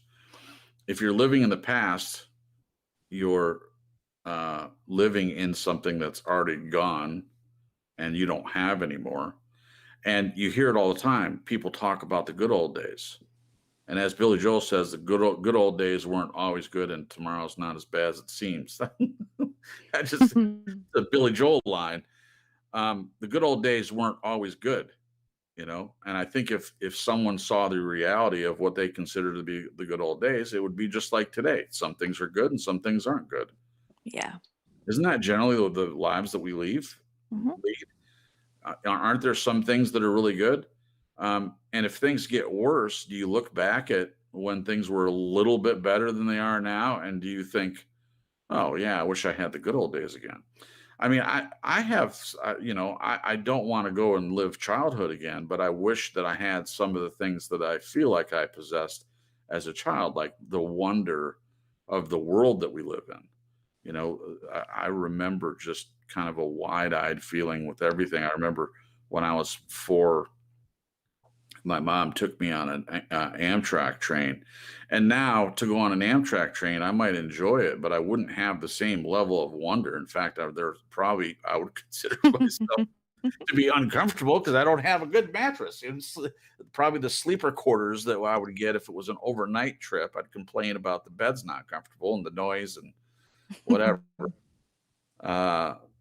But when I was a kid, I remember not being able to sleep. I'm 4 years old and I still remember this. I remember the excitement that I felt and because I'd never done it before, ridden on an Amtrak train. I thought this could be awesome. And it was awesome. So there are attitudes that I wish that I could have again. And I'm not sure maybe I'm wrong about this, but I'm not sure you can ever get those back, like certain things that you had when you were a kid. Now, I am pretty in touch with my child self at this point, and it's taken me some time to get back there. I'm still working on it. But I just don't think you can generate that same excitement for something new that you haven't experienced before that a child has. But getting back to the point, living in the past, it would prevent happiness because it's not the reality of your situation. Like that story I told you about the guy in the prison camp. If he's living in the past and thinking about when he wasn't being tortured, you know, he's not looking at the situation he's in logically. And if he's trying to live, he's not going to survive because he's living for something that's not a reality of where he is now. Could that even be a set of the future? Like looking ahead to the future? Sure. Yeah. Sure. That's what I was doing. Yes, and I've done it too. Like I said earlier, you know, I'm saying to myself, well, when I'm in better shape, I'll be able to date, and then I'll be happier. You know, Yeah. I was keeping myself from doing that because I wasn't comfortable with my body. I just Yeah. wasn't comfortable. So I lived for decades and decades with this thing that I wasn't attaining, Yeah. and thinking that then I would be happy. That's the only thing I'm missing. Everything else is fine. Looking at myself and my self-esteem, everything is good, except for this. And so I'm not living in the past. I'm living for some future event. So yes, Jen, I think it can be the future too. It can be anything that's not where you are right now, living in that. Yeah. And then the second part of the quote doesn't really ask this in the question, but I think it's worth mentioning. Um, Observing others. In other words, again, it goes back to that coveting or envying, looking at someone else and wanting what they have. Yeah. That to me is a complete and total utter waste of time. It's so self-destructive. Yes, it is self-destructive. Because, if you talk to those people that you envy or you covet what they have, if you really sat down and talked to them and ask them that question, are you happy? And if they're honest with you, I bet a lot of them would say that they're not. Yeah. They're not happy. Or they're wishing they were somebody else. Yeah. Oh, sometimes they probably wish they were you. They would consider that your life is way less stressful from them because you have to keep up all this stuff up. Yeah. If you have the mortgage and you have the houseboat and you have the 2 BMWs in the garage and you have this high pressure job where you're maybe at the top of the ladder, but you have to do a lot of things to keep that level up. When you make more money, a lot of people, you make more money, and so you change your lifestyle to keep up with the money that you have, and then it's still never enough. There are people that make probably hundreds and $200,000 a year, but they're just as poor as I am because they have to live a certain lifestyle. I mean, not poor, but you know what I mean. They change their lifestyle, with the lavish cars and stuff. So they have to work even harder, even though they're making that much money. They work even harder to make ends meet. Mhm. I don't know. Okay, so what do you think about that one, Glenn? It's very easy to reflect upon the past and think what I had then was better than what I have now. If you do so, do you not believe this to be a barrier to contentment in the present? I think it's a huge barrier because most of the time it's delusional, and people don't even want to admit to themselves that they may have well left this particular situation out of for whatever reason they didn't want to be there, and now they're thinking, hey, this is better than this was actually good. The truth is it wasn't good, otherwise you wouldn't have left. Right. So of course it's going to infringe upon your mindset about the present. Right. I think a lot of times it's a cop out. Yeah. So I think it's like when I think what Celine says, that she felt she was going to be in the other way, turning it around. She's going to be penalised for her past, when in reality, the person who cares will do the exact opposite. They will embrace her for her past, Right. not judge her for it. Yeah. That's the difference. Sure. Right. So yeah, it'll be a barrier if you want to make it one. Right. Your choice. Excellent point, Glenn. Yeah. I hope that's helpful, Celine, if you're still listening. I really like that. That's good, and I agree completely. Okay, did we all answer that one, Jen? You had a chance to. Well, no, I don't know that you did. No. Do you believe it's a barrier to contentment in the present, living in the past? I do. I keep picturing somebody like looking behind them and tripping over stuff because they're not looking in front of them. Wow, that's good. That's a good analogy. Right there. But I think with contentment, living in the present is a huge key factor to contentment. I Sure. think if you are looking back at the future or the past or the future, I think it is it's going to what is the word? It's just Just- going to self-sabotage you being content. Sure. I think that living in the present it's a huge key factor to being content. Sure. So yeah, that's my answer. Okay, perfect. All right. The next one. What do we see when we observe others? How many of us see shining examples in others of what we aspire for ourselves? I'll go first on this. I don't see anything in anyone else that I aspire to be anymore. Um, there may be some characters in the Bible that I admire and look up to. There may be even some people in the past, but as far as now, I can't think of a single political leader or person that I would want their lives or aspire to be anything. The key in here is shining example. Um, I think it's sad, but I don't have many examples of anyone else that I want to be. I would say that my grandfather, my dad's dad, there are certain qualities that he had that I would like to exemplify. I mean, he was a patriot and he fought for his country and he was a good husband, but um, I don't now. I have a better idea now, having this marriage that I have now. I don't have anyone else that I think has got a better grasp on it than I'm getting. Um, so there's not anyone. Well, Jen and I have Not talked even about. Glenn? Come on now. No, I don't want Glenn's marriage. Glenn has his marriage. I'm sure he's totally delighted with his relationship with Sandra. I wouldn't take that away from him, but I don't want what he has with Sandra. Why not? Well, it's not me. It's not what I want. It's the two of them. It's very different for them. Yeah. And it's based on I'm who just they picking are. on you, babe. I I know. understand. I know. I know you're just picking on me. I guess my point is I don't want what someone else has. I want what I have, and that's it. Oh, okay. That's a good point. Yeah, that's all. That's a good point. Okay. So, Jen, what do we see when we observe others? How many of us see shining examples in others of what we aspire for ourselves? When I hear this question, I'll agree. There's not a whole lot, but I will say this: when I come across somebody that they seem to be very present within themselves and very comfortable with themselves, Sure. um, it is to me a shining example, and it encourages me to embrace myself, like not just who I am, but where I'm at. When I see somebody else seemingly doing that very thing, does that make sense?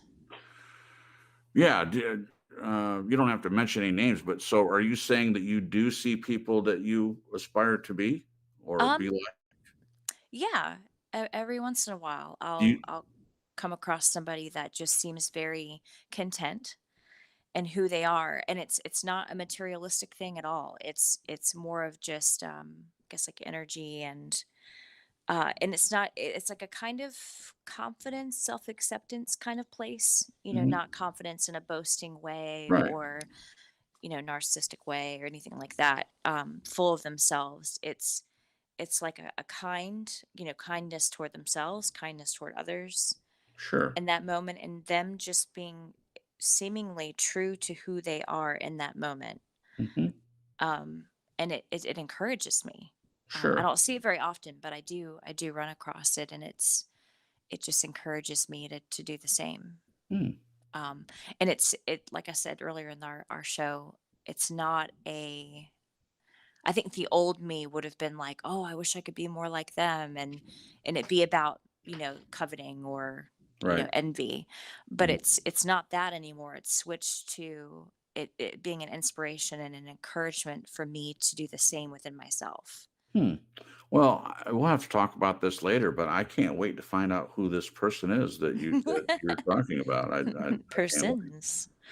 Um, I have things that I admire about Glenn, but I feel like I'm just as capable of achieving that for myself. So I don't look at it as like an aspiration, but there's certain things relationally that I do like about his relationship. Like one of the biggest things, I talked about being authentic, and he took it a step further in talking about when there's a a conflict or a conversation needs to have. I'll never forget this. It's talking about sitting down at the table and discussing it, and then when you get up, you're done.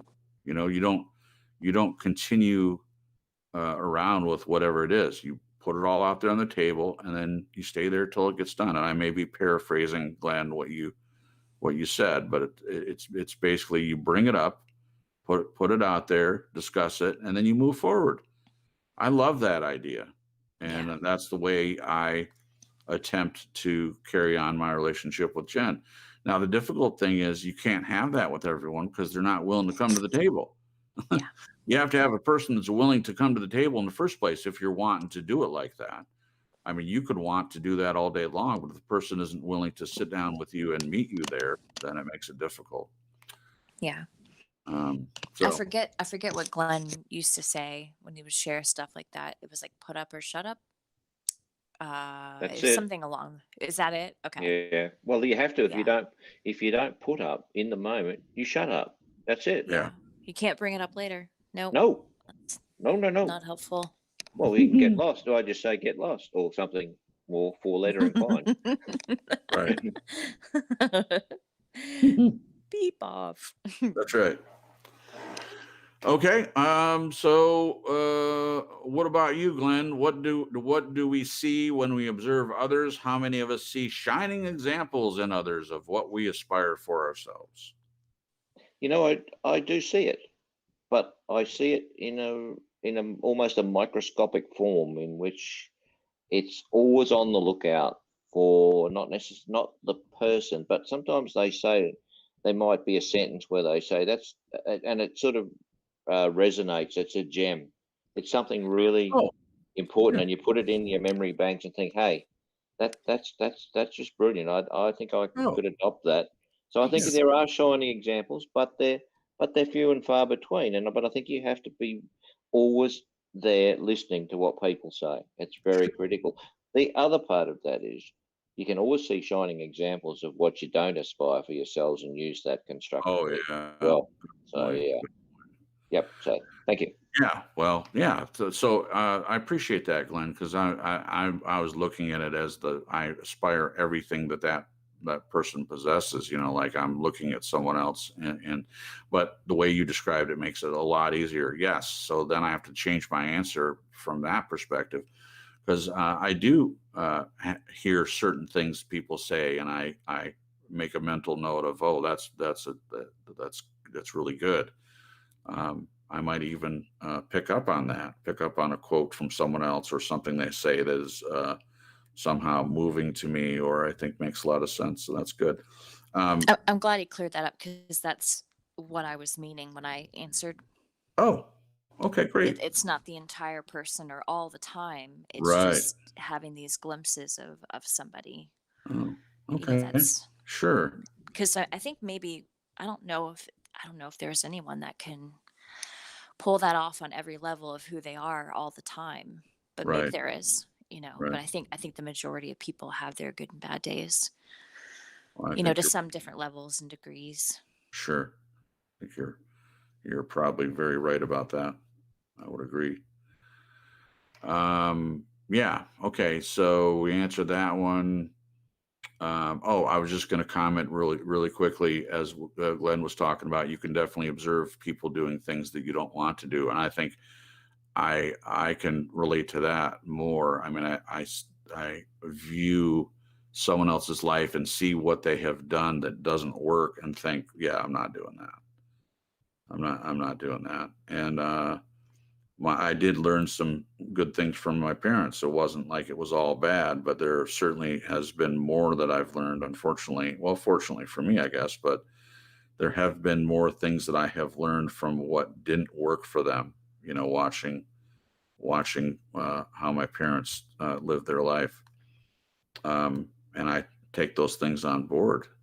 I mean, you pretty much with any person, I like what you said, Jen, about little parts of a person that's not everything. So with my parents, there were definitely things that I could pick up on that I took. You know, it's like you take what is beneficial for you from other people, and then the rest you throw away. It's not that the whole person, You know, it's like I say about sermons. There's very few pastors or preachers out there that I think were completely right on top of everything. So you pretty much just take on board what you think is useful and throw the rest away. It's pretty much how you have to view it, in my opinion. Okay, next one. How do we find contentment in the future if we don't have it in the present? Is that possible? What do you think, Glenn? We'll start with you first on this one. Yeah, it's a good question. Yeah, it is. You're right. I'm inclined. I really haven't thought about it that much because I was running late writing it, but Yeah. I'm inclined to think it's going to be difficult because I think it's contentment's like a kit bag. It's sort of something you take with you rather than once you have it. Sorry, no, that didn't come out too well.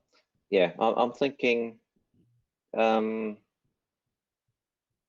think it's possible, but I'd be more inclined to think that we need to have it in the present to take it with us to the future. But I can see that in a situation where we say we have a revisionist mindset, we alter or we do a lot of work on ourselves.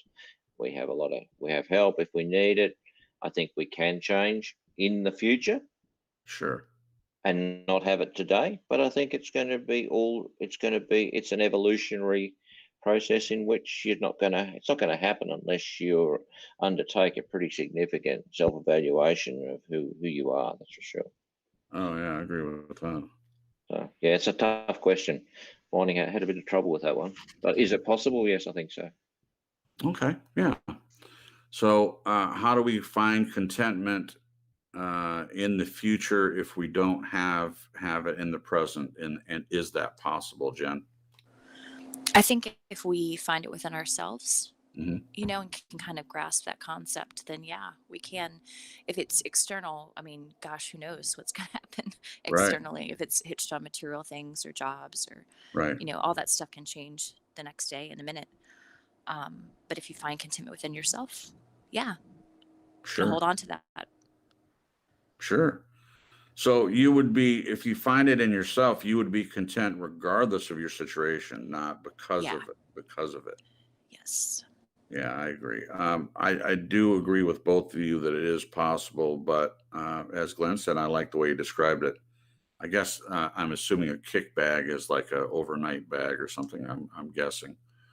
Bug out bag Yeah. is another term Yeah. for it.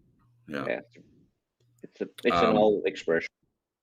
Yeah, I like it. I like it. But so the point is though that you take it with you wherever you go. It's part of who you are as a person. It's not based on your situation. So in that case, just like what Jen said also, is it is possible if you find it internally. I agree with that. It's possible in the future if you have it in the present. But if you don't have it in the present, the future isn't going to change whether you're content or not. Again, it's still not external, it's internal. So I don't believe that that's going to change at all, just based on, well, it's later than it was.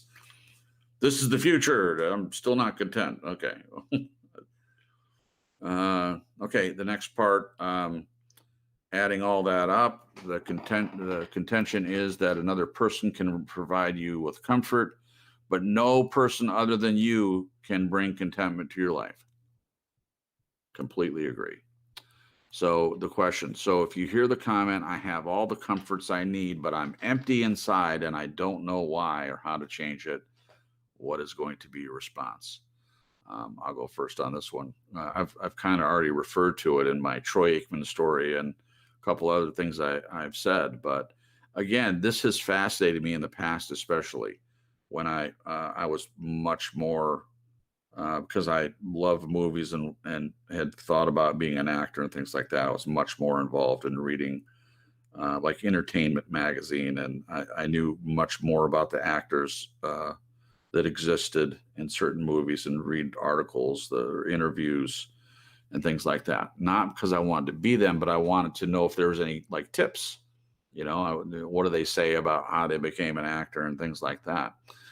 But I saw in them something that I didn't understand at the time, but now I understand it is that they struggle with some of the same things that other people struggle with: alcoholism and divorce and all these things. And again, my perception was, why would you struggle with any of that? You're a well-loved person, you have money, you have power, you have fame because of this job, this wonderful job that you have.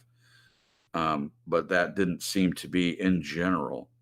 There was one person that seemed happy as an actor, and that was Anthony Hopkins. I read an interview with him, and he's just married and loves his wife, and it just seemed to be a person that didn't buy into all the Hollywood stuff. And there was nothing from him in that interview where he's complaining or bemoaning his lot in life. But everyone else that I've read in general had some kind of negative thing that they're moaning about when they have this shiny example of something that I thought would be good for me. Like I said, that was a long time ago, and I don't look at it the same way now. I understand this concept that something outside of yourself, arriving at some place, can't make you feel contentment. It might make you feel comfortable, but in answer to the question, so if I hear the comment, I have all the comforts I need, but I'm empty inside, I don't know why or how to change it, what is going to be your response? The first thing I would say was, okay, you don't know why, and I would get more information about their life, and I think that in a short time, I might be able to pinpoint why.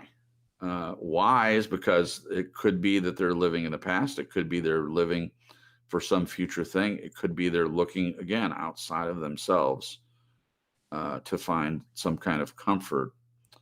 And but most of all, if they're empty inside, I would see it as a spiritual issue. I would see that there is a lack of something spiritual in their life, not physical, not mental. That would be my opinion, and I would try to go that route with them. And I don't mean, like make them get on their knees and accept Jesus. That's not the way it works anyway. But just in general, what are their spiritual thoughts? Do they have any kind of connection to seeing themselves in a different light? And I would go from there. In the case that they would say, "Oh yeah, I'm a quote unquote Christian, and I still feel empty," because we've seen that a lot. We see, and Glenn has brought this up several times, and he's looking at it from a quote unquote non-believing perspective and still sees it. So you see a lot of people that say they're a believer, but yet they're still empty. Why would that be? I don't understand how that's possible. To me, there's some kind of sickness that is not being treated, and I think it's a spiritual thing. Not getting on a soapbox there, but my response would be to tell the person that they can't find it outside of themselves. It has to be done internally. The battlefield is in the mind, which is your thought, will, and emotions. That's where the battle is.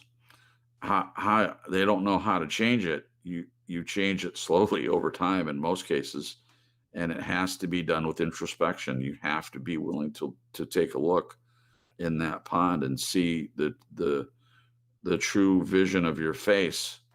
And I mean that symbolically. I mean, seeing who you are as a person and being honest about the situation that you're in first, and then be able to change it. And that might take time. What do you think, Jen? I would agree. Yeah, I definitely would agree with the spiritual part. And I was thinking too, when I read this earlier, about what Glenn had mentioned about, seeing believers that were lacking contentment. It just makes you wonder. So Yeah. you worded that really, really well. Oh, thank you. But even for a non-believer, or a believer that is looking for external, looking to external things. Yeah. And sometimes that can even be like religion, Sure. doing works and stuff, and trying Right. to be very religious in an outward way, an external Sure. way. And why is there no contentment in that? Why am I still empty? Oh yeah. Well, I don't think religion saves anyone. No. I don't think it saves anyone. I'm sure a lot of people disagree with that, but religion is man-made. Religion is man's idea of how to get to God, and being spiritual is and the story of redemption is God's uh, story, God's version of how He reaches or reconciles man. Those are two completely different things: spirituality and religion.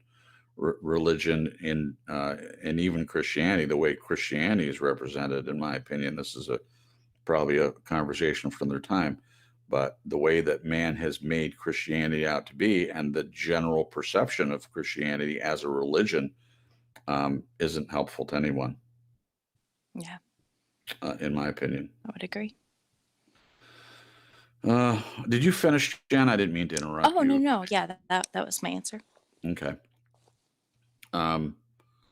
I answered it. Okay, Glenn, it's your turn on this one. I have all the comforts I need, but I am empty inside. I don't know why or how to change it and to change that. What is going to be your response to this person, Glenn? It might be cliched, but I would strip them down to basics with the question is, what is it in this life that you need to live? Mm, Bring them back down to the fact that you need water, you need oxygen, you yeah, need food, you need warmth. Get yeah, them to the base level and work up, rather than sure. them thinking, and it's all to do with this. Okay, try to pinpoint where they get to by taking them to the start of the process. Yeah, that's how I Sure. would see it. Yeah. Wonderful. I don't think that's cliche at all. Getting to the basics, stripping it down to the bottom line, getting through all the BS, so to speak, all the external stuff, all the things, and figuring out what it is that in their own mind, because it might be different for every person. You might ask Bill Smith down the street what he wants, and maybe something completely different than what Sue Miller wants. By the way, those are just made up people on the top of my head. I Are don't you know. sure? Yeah, I'm pretty sure I don't know a Bill Smith or a Sue Miller. I'm sure they exist out there somewhere. I think Bill Smith started AA, isn't that right? I don't know. I think that's right. I don't know. Yeah, it's Will. Will, I mean, they call him Will or Bill, either one. I don't know. I guess those two are interchangeable. Okay, great questions there. One more question to go, guys, and then we'll say goodnight. We're a little bit early. Usually we go to about 11:30, and so this is going to be good. Socrates says, maybe make sure I didn't miss anything. I don't think I did this time. Okay. If all misfortunes were laid in one common heap, whence everyone must take an equal portion, most people would be contented to take their own and depart. Would you take your own portion? You want to answer that one first, Jen? Just giving you the option. I guess I was thinking of it. Okay, there might be some that want to take more than their portion. Sure.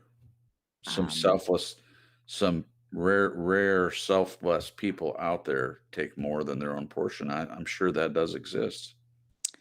But this is about misfortunes. So if all misfortunes were laid in one common heap, I guess some people would want to take less than their own equal Sure. portion. Maybe give it to Because we're somebody talking about else. misfortunes. Gosh, this is deep. Whence everyone must take an equal portion. Would I take my own portion? Yeah, would you take your own portion of misfortune? It's like a riddle. Your own portion of misfortune. So it says everyone must take an equal portion. Yeah.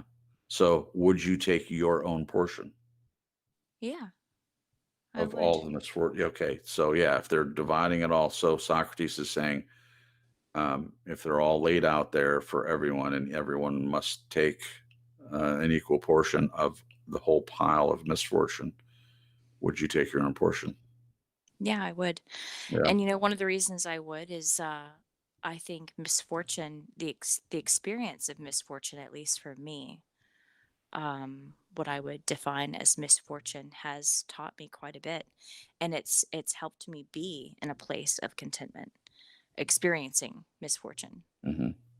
So yeah. Wow. Good. That's good. Brilliant. What about you, good sir? Well, I can't pass up this opportunity because this is just, I mean, without even knowing it, just Glenn put it right down the middle of the bowling alley, like passing the ball and getting a strike on this one. But I have to say that for believers, Jesus took all the misfortune on himself. And that this wasn't anything I planned, but I just can't help but seeing that rather than us carrying our own portion ourselves, he took it all. He took everything upon himself, and we have an opportunity to lay it all literally at the foot of the cross and allow him to take your portion for you. That is salvation in a nutshell. It Yeah. is beautiful and amazing. I am going to answer the question, but it just is the perfect way to describe what the gospel actually is without all the stuff that people add to it. It's simply that we have misfortune, we have sickness and disease and difficulty, and you can call it sin, and it is, but all this bad stuff is, you're kind of born into it. And Jesus comes along and says, I'm gonna take it all on myself, to the point of dying for it. And then so we have an opportunity to accept what he did rather than putting it all on ourselves. We have an opportunity to accept what he did, and that reconciles us to God. Well, beautiful. It's a beautiful concept. Okay, so would I take my own portion? Yes, absolutely. Because I love philosophy, and Socrates obviously was one of the most well known and best. And I forget which. I just said I love philosophy, and I forget which one it was. But utilitarianism, which basically this is what this comment makes me think of. It's an idea of deciding what's the best for everyone. It's like if you're a Star Trek fan, it's the idea of the needs of the many outweighing the needs of the few or the one. That's the quote when Spock gives up his life for the ship. Another symbolic gesture relating back to Christ, of course, giving one man giving his life up for everyone. But the idea of sometimes there are things out there that are better for the whole. So in this case, would I take my own portion of all the misfortunes on myself? Yes. Otherwise, it would mean that I don't care at all about anyone else, that I'm just selfish and just care about my own needs. And I don't. That's not who I am at this point. So a long-winded answer to this last question. Would you take your own portion? Yes, absolutely, I would. Wonderful. All right, Glenn, you're up. I think the misfortunes of the many so outweigh the few. I'd be taking my portion and running with it, so no one else could get it. Selfish maybe, but yeah, I think why wouldn't you? Why would you try to divide the misfortunes in the world into it and put them in a heap? I think it's going to be a pretty low base to come from. I think we're at the top of the tree. So yeah, I'm running with it. Okay. That surprises me a little bit, but that's okay. That's your answer. Yeah. So I'll have to think more about this, but I think that this is a great question. I guess it makes sense why Socrates is so well respected. I mean, he was just a man like anybody else. But this is something to think about. All the misfortunes were laid in one common heap, whence everyone must take an equal portion. Most people would be contented to take their own and depart. Yeah, I mean, I get that. I feel like I've had enough misfortune on my own, let alone to take someone else's. But It certainly is not what Jesus did. Jesus could have easily said, no, you know what? I'm already God. I don't need to make myself in into human form and take on these selfish, murdering people that live on the earth. I don't need to do that. We just read that verse, Jen, about he didn't see his relationship with God as not worth sacrificing to become a mortal man to do what he needed to do, which is just amazing. Yeah. One of the things I was going to say too, that I was just thinking of when you reread the quote, is that if you don't take your equal portion, then doesn't that mean that somebody else ends up getting more misfortune Yeah, than because if everybody took an equal portion? So, absolutely. So everybody takes an equal portion so that one person isn't getting all the misfortune. That's definitely a way that I look at it. I read Uh, it differently. I read that as Socrates was making the point that as soon as you start to compare your misfortunes with everybody else's, you start to see how well off you are. And that's why you would be contented to take your own and depart. Yeah, that's not the way I saw it, but yeah, that's the beauty of philosophy is you can it's for the perception of the person reading it. So yeah, I saw it as that all the misfortunes are laid out so that if everyone were to take an equal portion, then it wouldn't be just on one person. It's like spreading the wealth. It's the opposite of spreading the wealth.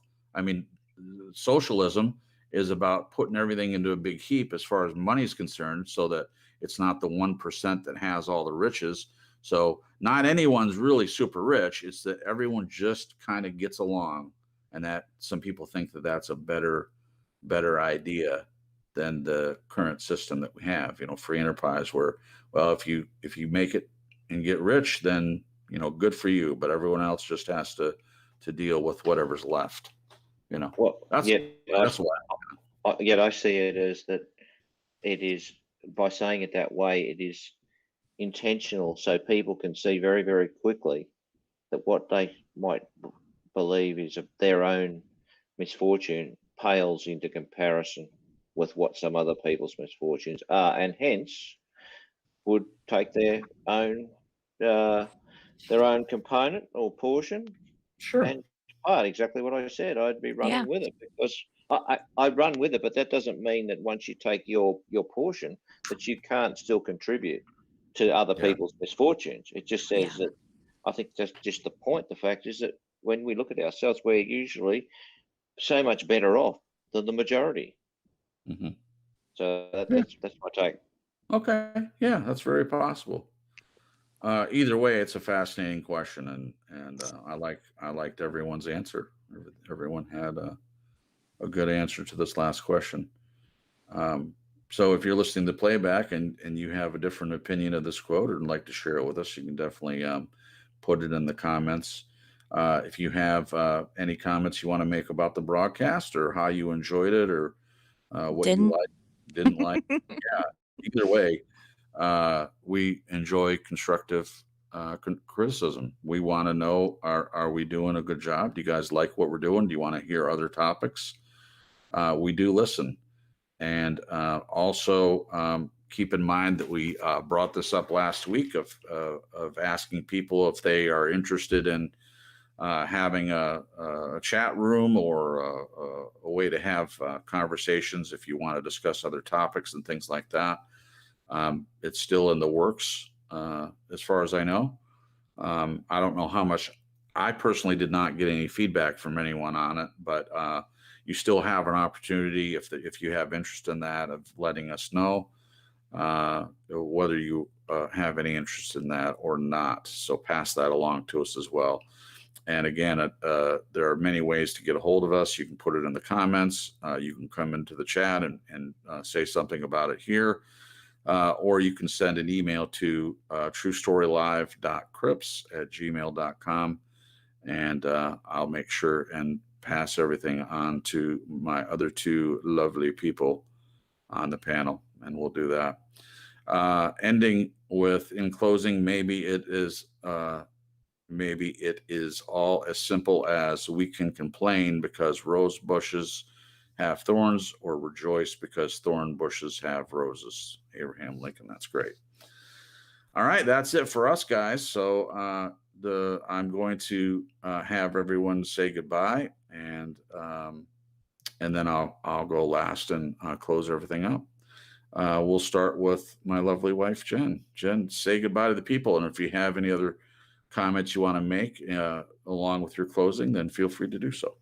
All right, guys. Great broadcast. Thank you so much for being a part, guys, in the chat, and those that are listening to the broadcast afterward. And my prayer is that you guys will all find contentment, Oh, and find out what that means for you in your life and in your situation, and find it fully. And I just appreciate Glenn and the write up, and all the questions, just wonderful questions. I like as y'all have said before on the show, I like when my brain gets a little exercise. yeah, it's that's good. nice. It's very good. Philosophical exercise. So thank you guys so much. And as always, it's a pleasure hanging out with you guys. Good Great. night. Thanks, babe. Oh, and Torben popped in at the end. Hey, Torben. Hey, Torben. Glenn, would you like to make any other comments and say goodbye to the people all in the same time? You sure? Well, I've had some feedback on a positive note with the external chat idea, but I think we need to just chat behind the scenes on a time Okay. that's going to work for everyone, because that's always an issue. But we certainly have all positive at this point, and I shall say good night. I hope people are enjoying their Easter break, Yeah. and hopefully all things being willing, we'll look forward to seeing you next week. Good night. Great. Thank you, Glenn. Appreciate that. And before I say goodnight, I was just going to say, Glenn had mentioned that he kind of worked on this right up for the last minute. You could have fooled me. He always puts out really, in my opinion, really good write-ups, and seems to have put a lot of thought into it. Things like he may not think he does, but the result is always good. And we were joking before the show. It was just like saying that Sandra was like, these two guys need to do something, or whatever it was that she might have said. But one of the reasons why I love that Glenn does it isn't because I'm lazy. It's because he does such a great job, and I prefer just focusing on hosting when I can. That's not to say that I'm incapable of doing it or don't want to do it. It's just a lot better for me. And I love dealing with, like tonight, I didn't even read the write-up before. I usually do, but tonight I didn't. And just came into a cold, and sometimes I like to do that, but it comes as a surprise to me what the words are saying, and I enjoy that. In acting, they call it a cold read when you get a script and you've never read it before, and you sit around a table and you just read your lines and just interact with each other, and or you do an audition and you haven't read it before. Sometimes there's an advantage to doing that. So, okay. Anyway, enough blathering on for me. I want to also thank everyone for coming in the chat, and I love you guys talking to each other and having these great conversations, and also being part of the broadcast and making comments. And we appreciate you guys for, it seems like it's the same group of people that comes. If you do like the show, just do us a favor, and not because we want to have this huge channel. It's never going to happen. And that's not what we want anyway. We're content with the channel that we have. But we would like more people would bring more potential conversation. So that's really what we're asking for. So if you do like the broadcast, do us a favor, please, and tell someone, a friend or loved one, about the broadcast, and ask them to come along. Just invite them to come, because we want to open it up to more conversations. And also True Story Live, with the more people, there's more stories. And that's, I don't know, it might be selfish on my part, but I would like to hear more stories. And we would also like to reach more people. We feel, or I guess I should only speak for myself, I feel like True Story Live is serving a purpose to have people be more introspective and to take a look at themselves in a different way. I feel that's one of the things that we do here. And so if there were more people involved, then we would be doing that in a larger scale so that more people could be reached spiritually and psychologically. And I think that's a good thing. All right, that's it for us. Thank you guys again for being a part of the broadcast. As Glenn said, enjoy the rest of your break. And whether you are looking at this time of year as being Resurrection Sunday, now almost Monday, but if you look at this part of the year as that, then you know what this time should be about. And if you don't, and you like the bunny part of Easter and all the other things that it means, then more power to you. Especially if you have kids. If we were blessed with kids, I think there's something fun in hiding eggs and candy and having your kid go look for them. I guess it's kind of a torture, because I guess if I had a kid and I'd just give them some chocolate, don't make them go out in the yard and kind of try to find it. All right. Thank you guys. We'll be back again, Lord willing, next week. And until then, I hope everyone has a good week. And until then, good night and God bless. Thanks so much.